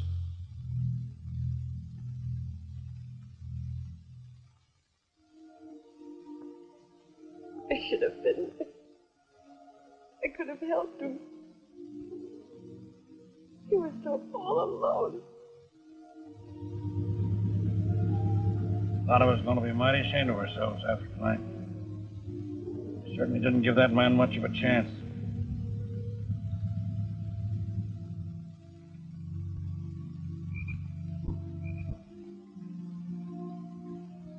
Have some more coffee, Long John?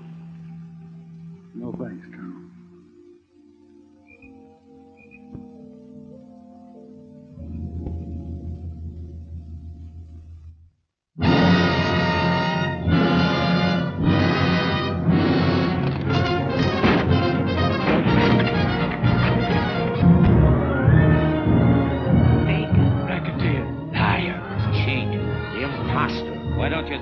Christmas Eve at midnight. Bye, Mr. Doe. You're a wonderful man. And God bless you, my boy. I'll get in there and catch you.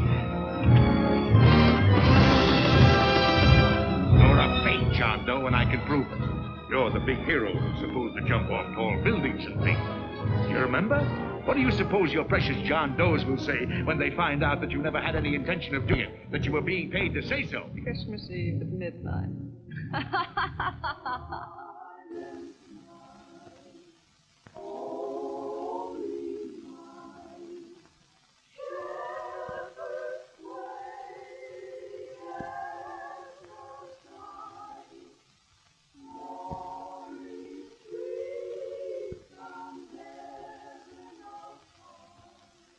Merry Christmas.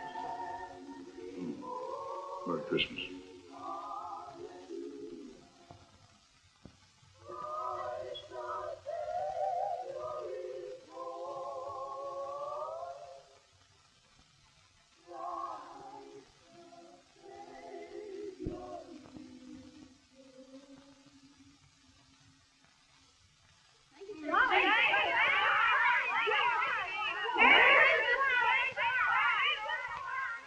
Who? John Doe. Is that screwball still around? Dame's been calling all day. Sure, I know. Yeah, at midnight, huh? Okay, lady. We'll have the place surrounded with nets. They're laughing at me.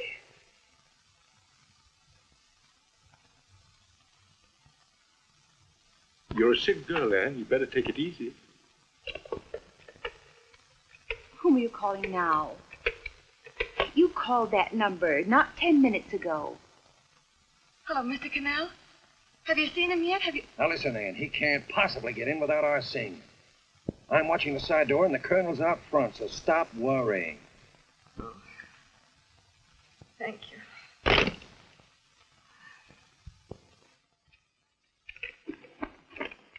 But Anne... Anne, don't be foolish. If this isn't the craziest, the battiest, the looniest wild goose chase I ever heard of. Shut up, Bert. Sourpuss is right. Yeah, well, if he is, I'm a banana split. That man is going to be on that roof. Don't ask me how I know. I just know, and you know it as well as I do. Sure. I'd like to believe in fairy tales, but a guy that's fake isn't going to jump off any roof. I don't think he was any fake, not with that face. And anyway, what he stood for wasn't a fake. Okay, honey, okay.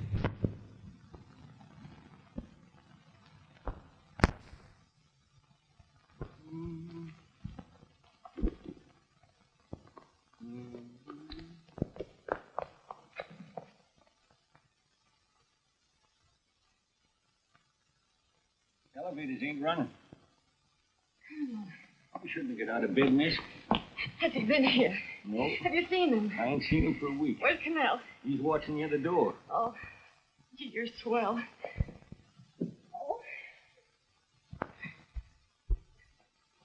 No sense in going up there. I've been here for hours. He ain't here. Let me go, will you? Now that's crazy. It's 14 floors.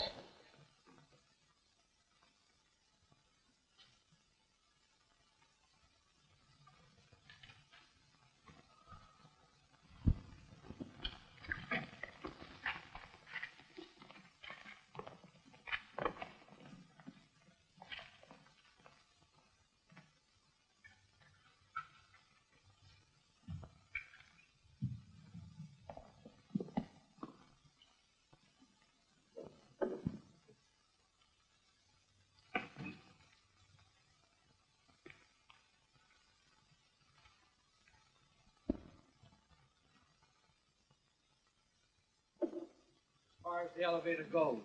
We got to walk up to the tower.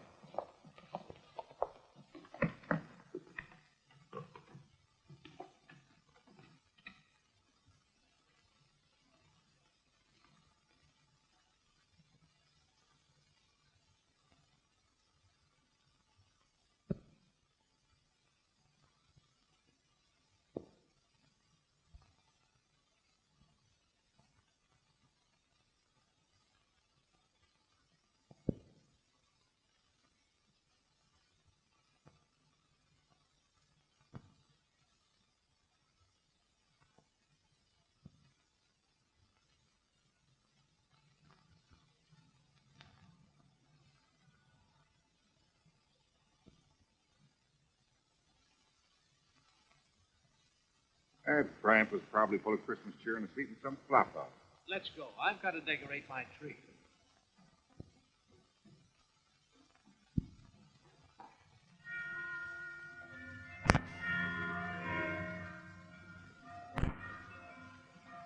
Well, I give up. I don't know what gave us the idea that we need to attempt anything like this. I guess you're right. I'm afraid the joke's on us. Let's go. I hope nobody finds out we've been here.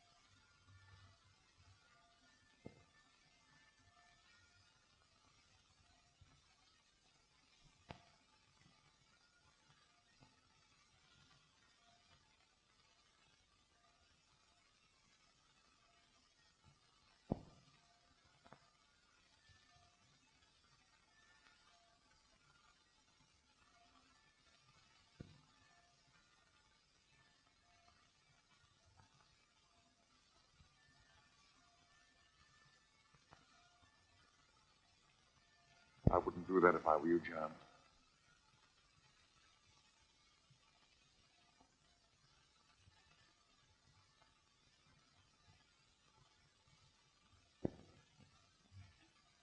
It'll do you no good.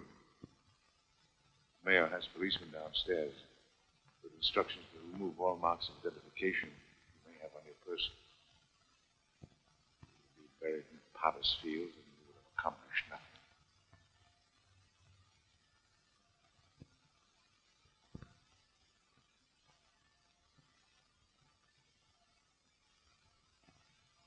I've taken care of that. I've already mailed a copy of this letter to Mr. Cannell. John, why don't you forget this foolishness? Stop right where you are, Mr. Norton, if you don't want to go overboard with me.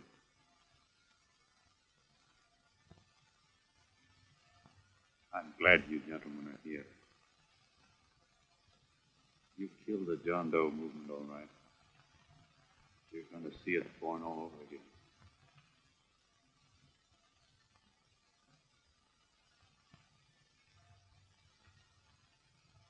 Now, take a good look, Mr. Norton. John! John! Oh, John, no, I won't let you. I love you, darling. Oh, please. Please don't give up.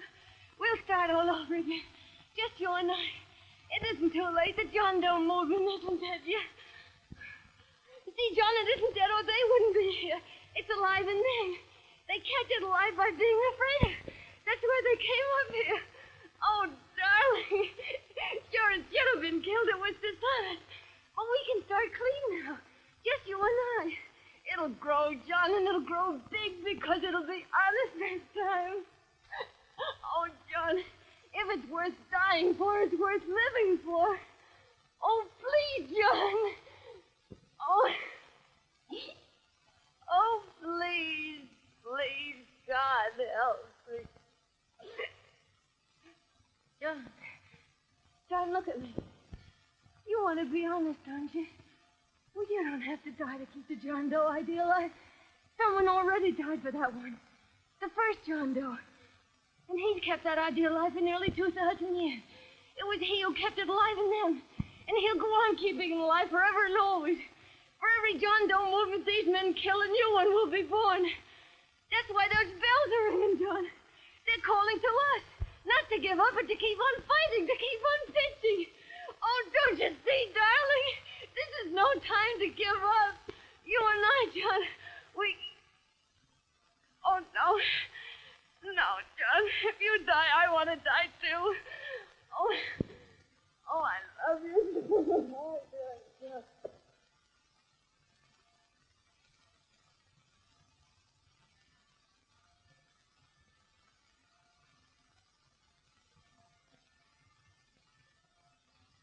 Mr. Doe, you don't have to. We're with you, Mr. Doe. We just lost our heads and acted like a mob. What Bert's trying to say is that we need you, Mr. Doe. There were a lot of us that didn't believe what that man said. We were going to start up our John Doe Club again, whether we saw you or not, weren't we, Bert? And there were a lot of others that were going to do the same thing. Well, Mr. Sourpuss even got a letter from his cousin in Toledo. I got it right here, Mr. Doe. Only it'd be a lot easier with you. Please. Please come with us, Mr. Doe.